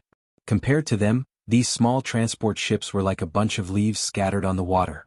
However, these shadows that resembled leaves rapidly grew larger in everyone's field of vision. In just a moment, the shape of a ship appeared in their field of vision. The mages on the 2 sides of the hills released a large number of illumination spells. Countless white balls of light began to rise tens of meters above the beach, illuminating the entire beach as if it was daytime. The Horde's transport ships came. They did not slow down at all and crashed straight into the rocky eastern coast. Even though they were thousands of meters away, the kings in the command center could see a terrifying tremor from the hull of the ship. In their trance, they could even feel the wooden bottom of the boat wailing, and the big iron nails on the deck struggling, making a sound that made their teeth ache as they escaped from the wood. Countless black shadows emerged from the ship. With the help of the light, the human guards on the shore quickly saw their enemies, the orc laborers. They did not wear armor and held the crudest mallets or primitive stone axes. Under the shouts of the few orc warriors, they somewhat foolishly charged towards the hills not far from the shore. First archer team, fire at will. Second archer team, get ready. It was not worth it to use up the physical strength of the archers to deal with the enemy's cannon fodder. However, High Lord Mograine of Rotterdam knew that the main characters today would not be the archers of Rotterdam. And according to the unparalleled deputy commander, after the archers used up their physical strength, there would be at least 3 hours for them to rest and recover. Just as Mograine glanced at the special seat, on the top of the hill, the sound of bowstrings vibrating could be heard. The arrows were very accurate. Even if they could not hit the enemy's vital points, they would basically hit the enemy's body. Not bad. Servanas, who was bored to death in the special seats, commented. Then not bad, that Queen Sylvanas mentioned was almost at the level of a sharpshooter in the human world. The shooting skills of the archers of the Rotterdam Kingdom were all accumulated through countless times of shooting practice. They had started training at the age of 18, and most of these archers had more than 5 years of training. The arrows that each of them had used up would probably be worth hundreds of Arather gold coins. After coming here, Mograine had been depressed for a long time when he found out that the arrows of ordinary archers were useless against the orc warriors. The more lethal javelins were the way to go. Luckily, Duque had informed him that the archers could still be used on the enemy's cannon fodder. Regardless of whether this was recycling, at least the gold coins were used on the orc laborers. After a dozen breaths, the beach regained its peace. The laborers, who only had loud voices, were quickly shot by many arrows and died on the shore. More and more transport ships came ashore. The archers started to get busy. Their arms were sore from shooting continuously. Finally, the first batch of laborers started to fight their way to the front of the hill. General Abendus shouted, "Raise your spears, raise your shields, attack." In front of the bunker at the bottom of the hill, the soldiers were already ready. They formed a long line of defense. Perhaps this was not enough to defend against the huge number of orc warriors. However, if it was used to deal with the laborers, it would be more than enough to let the new soldiers see some blood. Now they waited and formed a sturdy shield wall with spears sticking out. There was no strategy to speak of. The scattered orc laborers who were attacking fiercely crashed into the shield wall. The shield wall was not damaged at all. Every laborer was stabbed to death. You're tuning in to the Han Li's Wuxia Adventures YouTube channel. We're so grateful for your support, and don't forget to subscribe to join us on this incredible journey through captivating stories. Your generosity through donations truly makes a world of difference, as it's the primary source of revenue that allows me to expand and enhance this channel for you. Thank you from the bottom of my heart for being a part of this adventure.